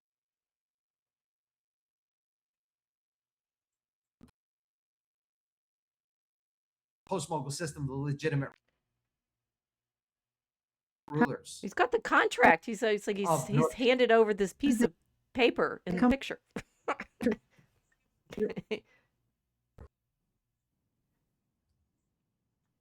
Yeah, he's given the Divani the sovereign powers over Bengal, Bihar, and Orissa, large areas of northeastern India. And now they're building bureaucratic tax collecting, revenue raising structures, and they're building an indigenous army of sepoys that they're paying. And basically, they now have a military and a bureaucracy that is accountable only to one person, Clive. But I guess, Rachel, in that sense, he's a feudal lord because he's got an army and a bureaucracy that he controls of his own. But in a new modern twist, what he's supposed to be doing is he's supposed to be using half of the taxes they collect to maintain the bureaucracy in the army. In other words, he's supposed to collect 4 million pounds sterling a year. They're supposed to keep half maintain bureaucracy in their army, and then they're supposed to send half of it back to the British East India Company. They paid in and dividends, the direct British East India Company, and in turn, they are the leading holders of government debt and the leading players on the London stock market. So this will also prop up the ailing London stock market, the ailing British public debt, and it will help. You have to understand the British are now in a crisis because they're so massively indebted from the 7 Years' War that they're having to find ways to meet their debt burden. And so that's why the British ministers, the British ruling class, support Clive doing all of this, because not only does it prop up a key holder of public debt, British, the East India Company, and the London stock market, where the British East India Company is a blue chip private stock. It also, in a really key way, is also going to mean that the British can dominate the trade of this region, and that they can do it all. They can have a bureaucracy and a military, not with the British paying for it, because they can't afford to tax their own population anymore. Okay, because they basically have a massive debt at home, and every time they try and tax the local population in Britain, they get a tax riot because taxes have gone way up during the 7 Years' War and people don't want to pay them anymore. And furthermore, there's now a radical movement saying in Britain, you can't tax us without representing us. So the British ruling elite, the land elite, really don't want to raise taxes at home because it causes riots and it causes radicals to make claims that the British Parliament should become representative of the people it's taxing, which it's not representative of at all. And so they love what Clive is doing because it's a source of revenue that helps them prop up the British East India Company, the London stock market, and the public debt without having to tax their own population. I was going to say, now please tell us about Lord North. That they're going to move to tax the American colonists because they want. And how all of this, in fact, is about the backstory of the American Revolution. I was like, well, I had to watch the 1776 musical this weekend just to go, oh my gosh, it all makes sense now.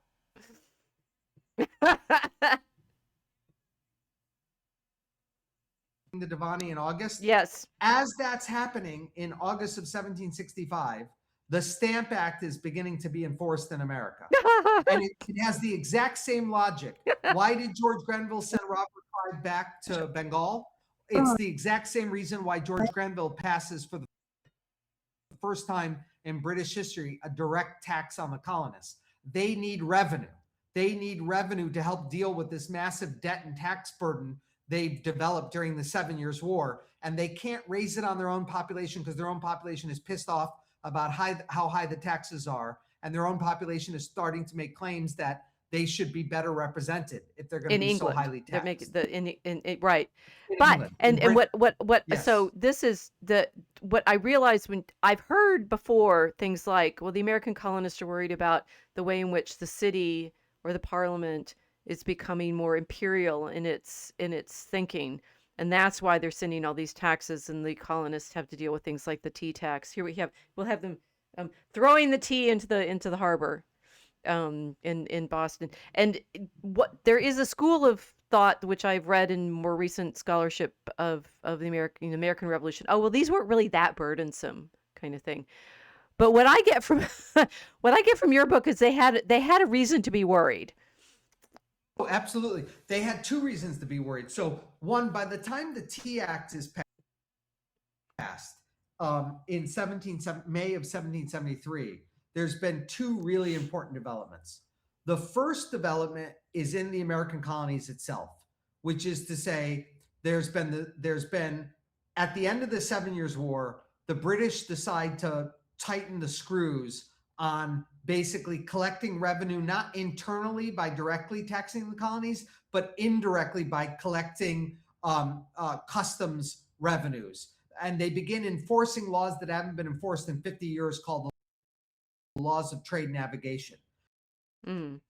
They bring an end to salutary neglect, enforcing laws that are on the books they haven't enforced in 50 years because they want to increase.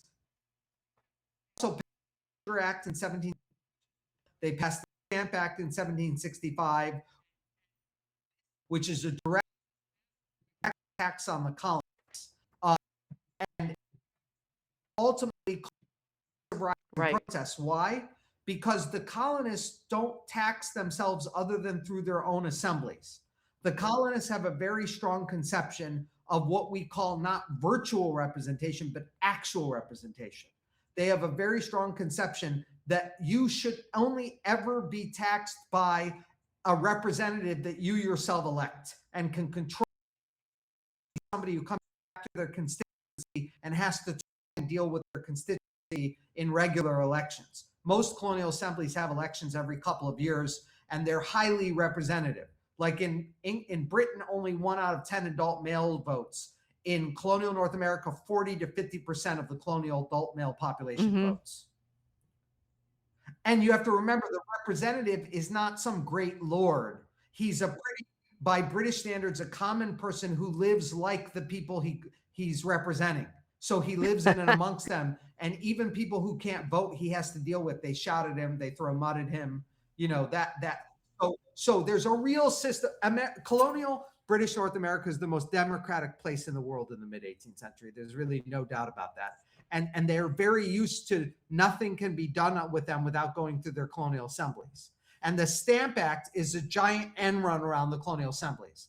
The Stamp Act says that a British parliament, a parliament of bewigged British gentlemen and aristocrats, without having to deal with a single American representative, can essentially raise a tax on the American colonists and use it for any purpose they want. So what the Stamp Act threatens to do is break the historic link in colonial North America between taxation and representation. And that's why it's so opposed, Rachel. It is a relatively light tax. It's a relatively light tax, but you have to keep in mind 2 things. One, it's a tax on a stamp, and you need a stamp to make any document official. If you want a birth certificate to be official, it has to be stamped. If you want a legal testament, a will, a death certificate to be official, it has to be stamped. If you want a deposition, a legal deposition to be accepted in court, it has to be stamped. If you want a trade bill, it has to be stamped. So suddenly every merchant, every lawyer, every newspaperman, anybody who wants any kind of official certificate needs to pay the stamp tax. It's a light tax. Sorry? That's a great example, Casey. It's a marriage certificate. Exactly. So it comes home to every colonist that we now pay a tax that is in no way, shape, and form raised by our assembly or our representatives, but is being raised by a British land elite far away in London that never, ever interacts with us. They never come over here. They don't have to deal with any of our representatives. They're totally and wholly unrepresentative of us, right? They're nothing like us. They don't know our ways of life, etc. And that's the problem with the Stamp Act. And they forced the British to repeal the Stamp Act. And then the British try and bring it in through the back door through something called the Townshend Acts. They basically say, okay, you don't like us doing a direct tax. What we're going to do is we're going to set up all these custom collectors in your ports. And we're going to pass import taxes on key items coming in: lead, glass, paper, tea, other things. And basically, renewed riots, known as the Townshend riots, and all imperial authority is lost in America by 1768-69. And so finally in 1770, the British ruling class decides we're going to withdraw all the taxes except one, the tax on tea, the Townshend import duty on tea. And the reason why they keep the Townshend import duty on tea is they say it's a mark of our control, meaning the view in Britain is that Parliament is the absolute sovereign power over the colonists. So Parliament has the right to raise all these taxes, the Stamp Act, the Townshend duties. So while they're forced to, for practical reasons, because they've lost control in America by 1770, they're forced to withdraw these taxes to mollify the colonial American resistance movement, the colonial population, but they keep the one on tea as a marker of their absolute sovereignty. And the other side of the coin here is what's going on in Asia. The British East India Companies brought all this tea in from China and India. And this is where they're moving plantations to India and growing tea there and all of that, right? And they're bringing their tea in. And you have to understand, now it's known throughout colonial American newspapers that a British East India Company is this horrible despotic ruling force. To use Rachel's term, it's like a feudal lord, but it's a feudal lord that is a profit-seeking commercial monopolist as well. So you have a lord. Main purpose is to serve just the if we say it like this, is like explains so much about, I mean, and they're not wrong, right? They're not wrong. The long-term effects of the British control of that industry in India is terrible. So I'm like, I'm feeling very American after reading your book. It's like, oh, right, with the colony, they actually had a point, right? It wasn't like just craziness. They had a feel for the power and the tension and the networks of things that they were caught in. Yeah, well, I mean, it was about the tea, but it was about this. I mean, what James is describing is the symbol, but it's also they recognized the effects of these trade arrangements on their actual liberty, which is interesting because their sense of liberty is not what those Whigs mean. Right? Do we have an equivocation about their liberties? They want their own assemblies to be able to make the decisions about what happens in their revenue raising, and this is called actual representation, right, as opposed to virtual. And the Whig liberty is, these oligarchs who want to be free of the king oversight of their commerce. Yeah. Yes.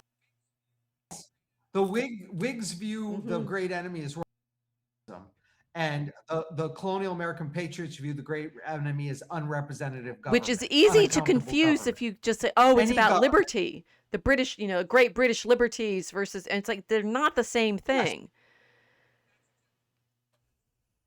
Yes. That's exactly right. And so the Whigs who are ruling in Britain don't understand how the Americans are saying they're an arbitrary power. That's great. And the Americans say, you're an arbitrary. They say, how can we be an arbitrary power? We're ruling through Parliament. Everything we've done to you has been through parliamentary laws. And our definition of liberty is any law passed by Parliament. As long as the Crown's agents are operating through laws passed by Parliament, that is liberty. But the colonial American conception is liberty is that the people that actually are ruled can hold their rulers accountable, either through directly electing them or harassing them in local life when they're back in their constituency.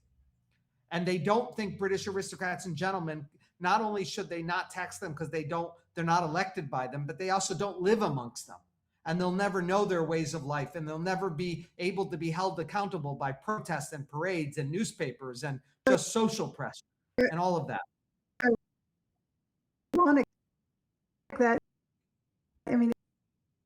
Yes, that's right. There's nothing like that in the colonies. Nobody has inherited positions in politics. But the Mughals were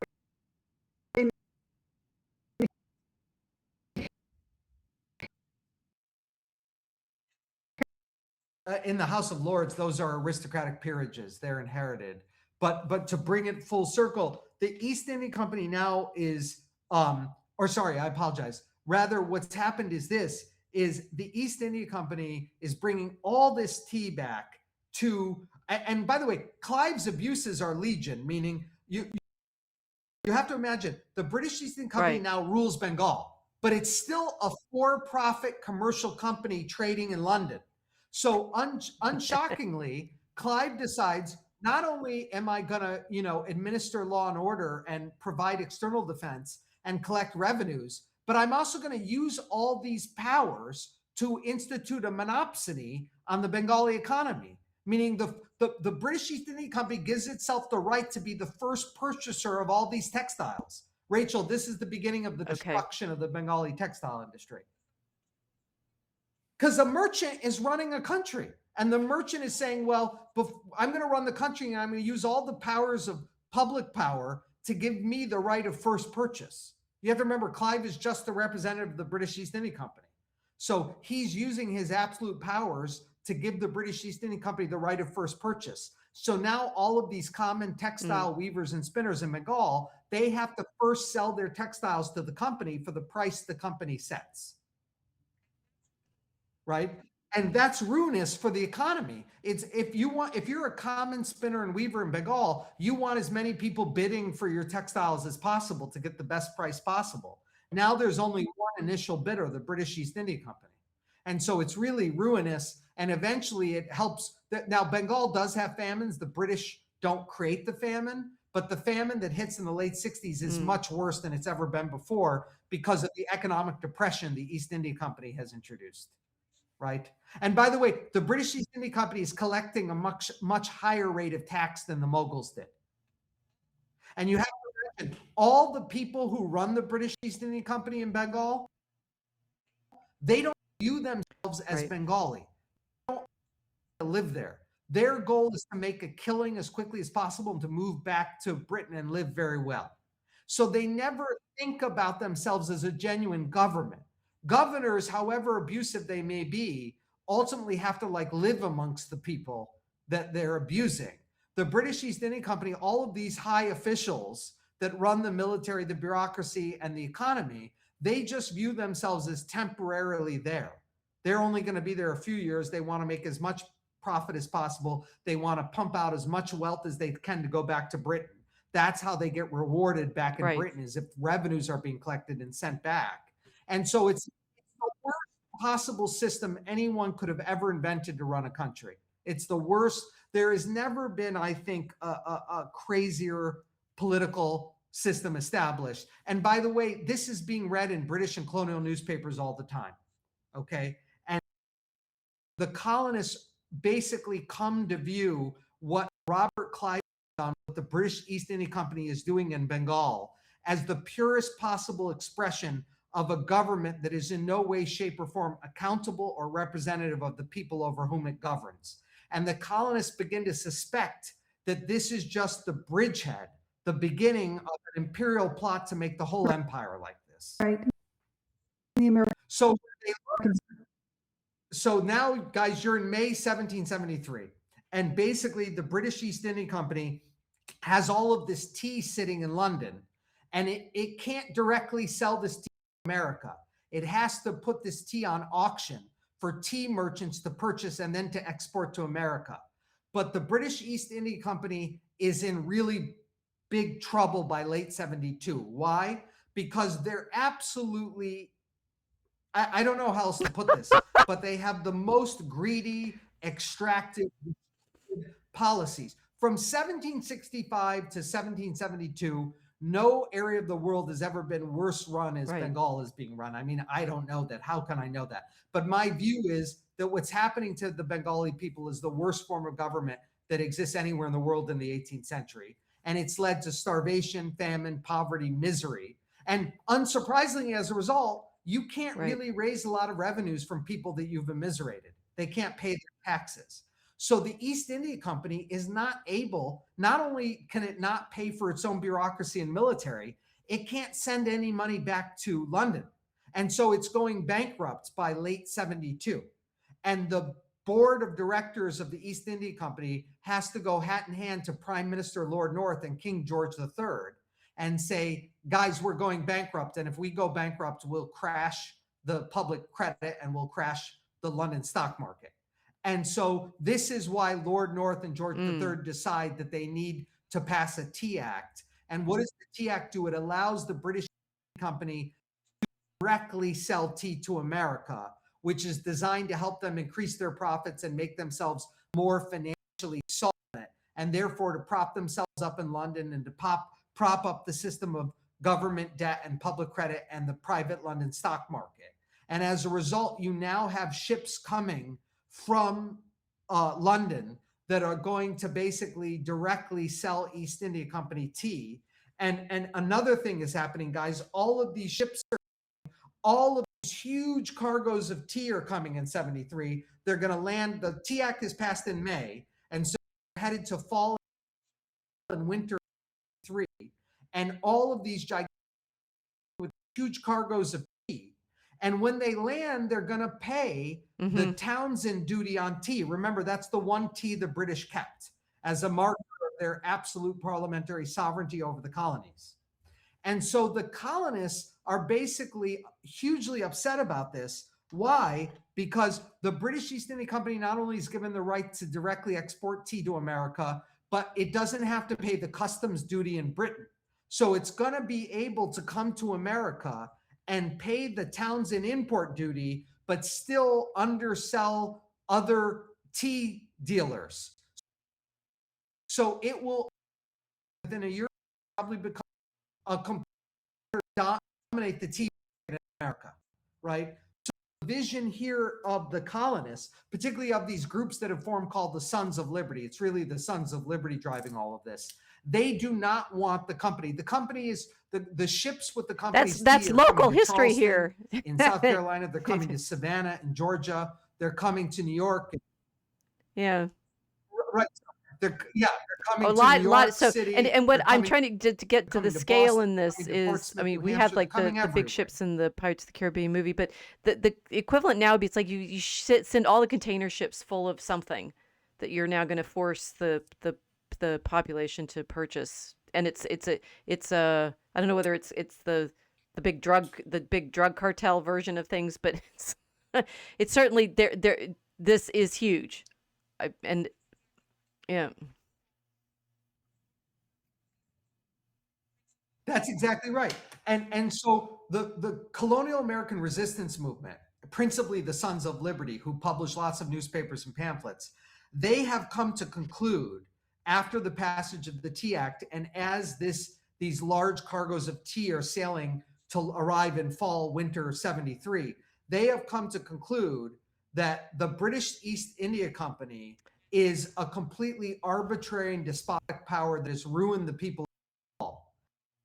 And now happening is the British ruling class is going to prop up the British East India Company and its despotic rule in Bengal by helping them sell tea in America. And eventually the British East India Company will have a foothold in America because they'll be able to undersell all of the smaller tea dealers. And then once they are the only sellers of tea in America, they'll have a monopoly on it and a foothold in America. And furthermore, just to conclude, guys, I know I've gone on too long. Remember, the British East India Company is paying the Townsend duty, right? The smaller tea smugglers the smaller tea merchants were smugglers and interlopers. They were invading, paying the Townsend duty. And the colonists loved this because they didn't think the Townsend duty was legitimate because it was a tax raised by Parliament and not by their own assemblies. But now you're going to have a gigantic East India Company tea business that is going to eliminate all the smugglers because nobody will buy the smuggled tea because the East India Company has economy scale. It can sell its tea much cheaper and it will pay the Townsend duty. And then the Townsend duty means all this revenue is being raised on the American colonists that will go back to Parliament that has raised this tax on them without dealing with any of their representatives. And then the British Parliament is going to use this revenue essentially to set policy in America. And essentially the colonial American assemblies will become completely surplus to requirements. They will be reduced to talk shops because now Parliament will have all of this colonial revenue that comes not from the colonial assemblies, but comes from a tax that Parliament itself has raised, just like the Stamp Act. And so the view of the colonists is this tea coming into Boston Harbor, Charleston Harbor, Savannah Harbor, New York Harbor is all the beginning of an attempt to replace slavery, by which of course the end of representative government, the end of nobody being able to take your property without an elected representative that you can hold accountable passing a law that says they can take part of your private property. And right. Yeah, that's a brilliant way to refer to it, tax farm. And that's what the Sons of Liberty have to patiently explain at town and county meetings in rural farm areas and in town halls and in pamphlets. And of course, what happens is you often get these historians, particularly, I'm sorry to say this, but historians in Britain who will say, oh, this is crazy slavery. It's such a paranoid style, right? This idea.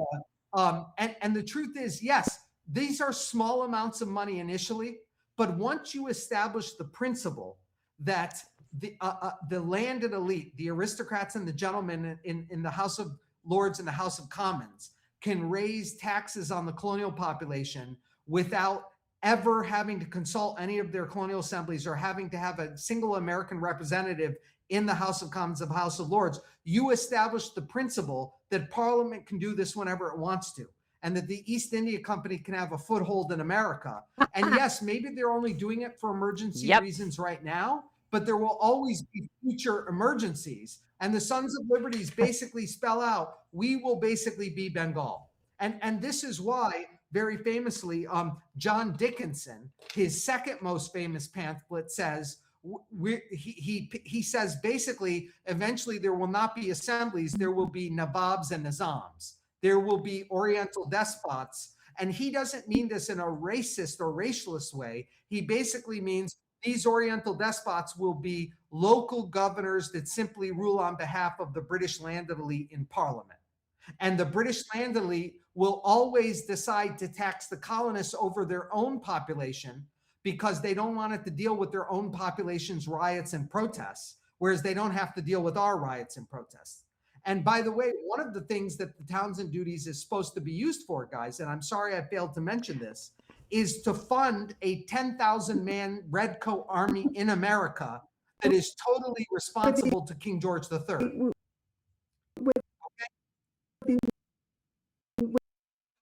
That's exactly right. And I'm thinking it's like we're looking now at all the data centers that are being planted everywhere.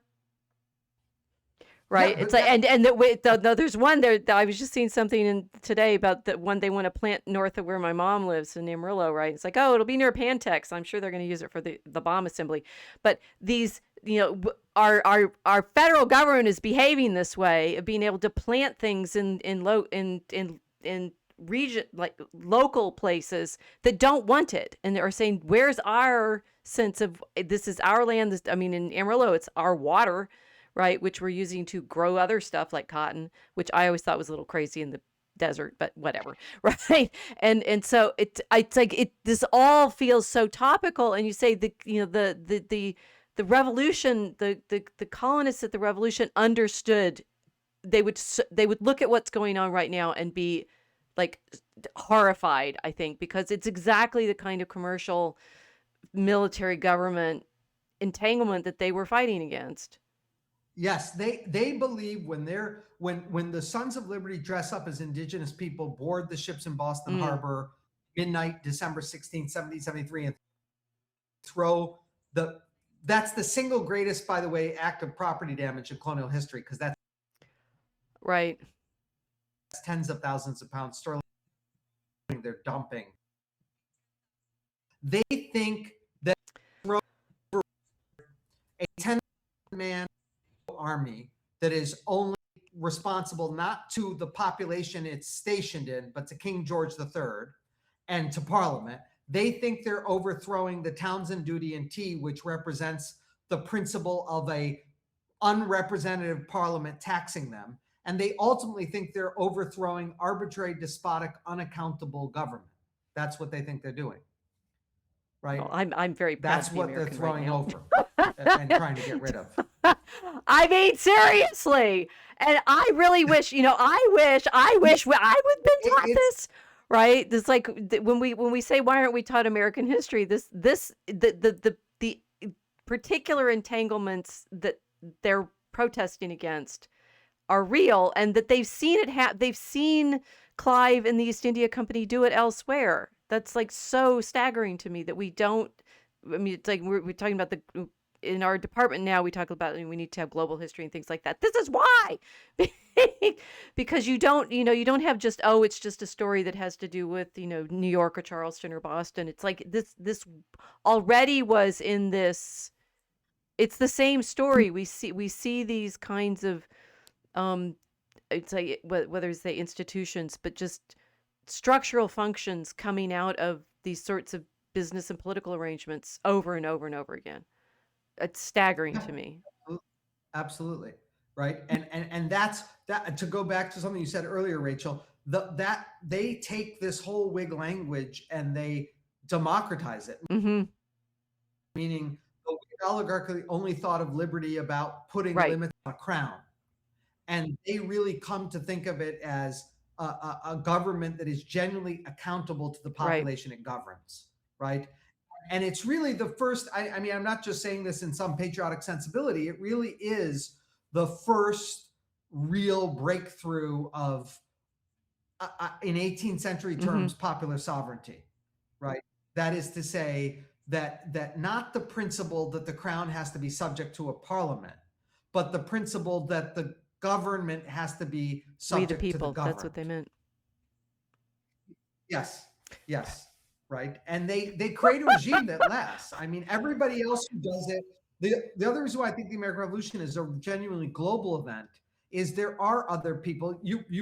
I don't know, Casey, if you're familiar with this. Rachel's likely to be. There's a famous book by a guy named Robert Palmer called "The Age of the Democratic Revolution," and what he points out is that while there are these revolts all over the West in the late 18th century, he wrote this book in the 1950s. That it's the American Revolution that is the only one that creates a regime that continues to this day, which means when he was writing in the 50s, which is to say, the French are on the Fifth Republic, and that it's the only regime created in this period of uprisings based on popular sovereignty that lasts into the 20th century.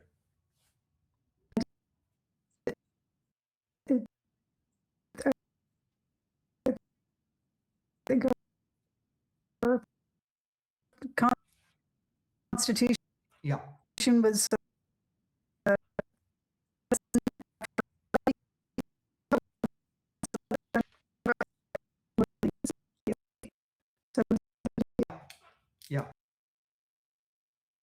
Well, so now we know why Beckett's the bad guy.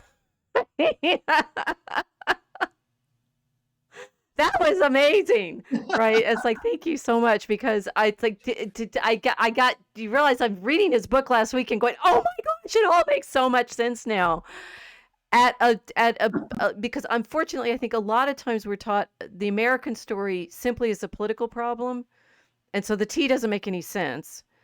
And it would, at least in civics class, or the way in which I growing up was shown it's the government, but it's not what the government was trying to, what kind of government they're making so as to protect against what, right?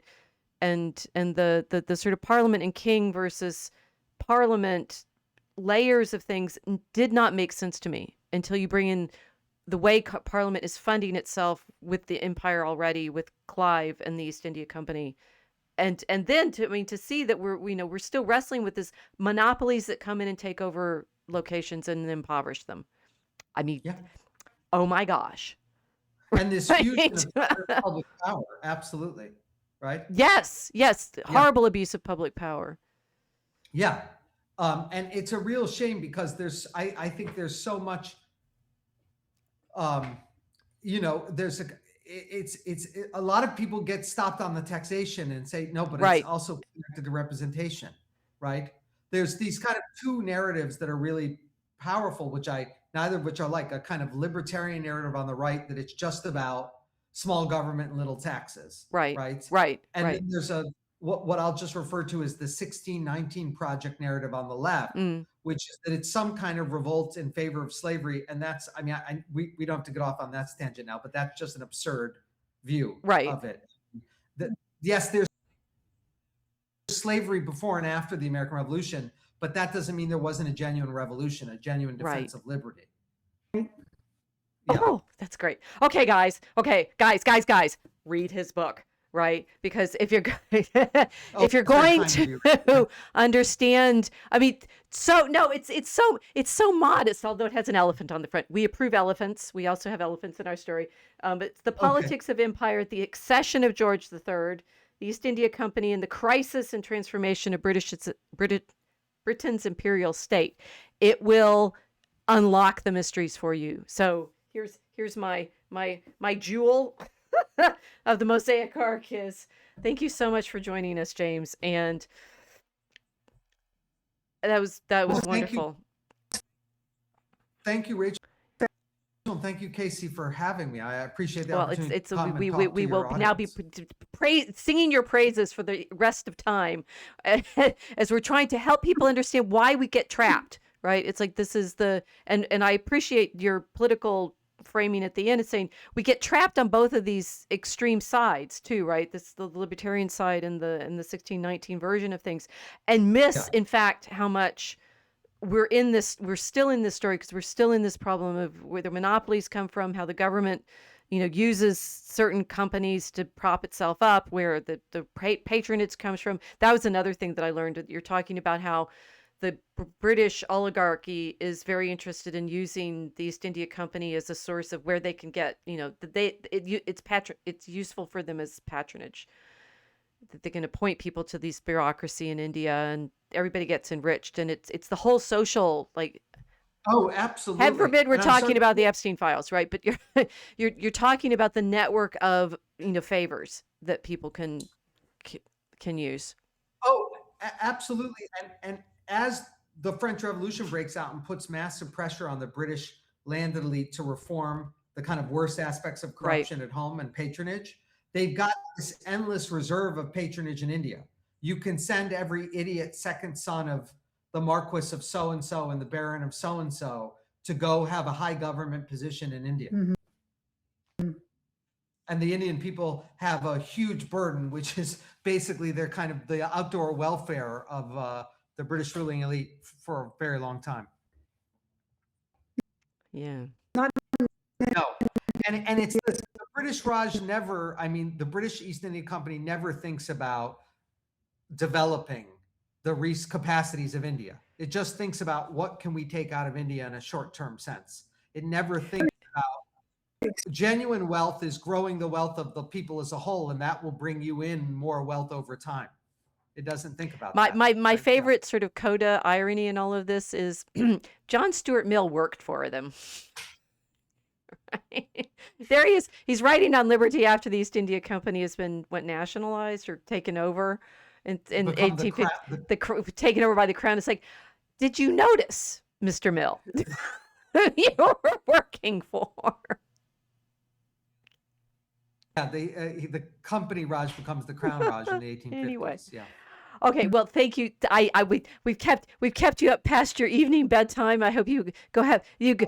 I'm sorry, I went too long, and it's been really enjoyable. Thank you guys both. We love when we get our guests talking. We should have a cup of tea right now, but all I have is wine. So, cheers. I'm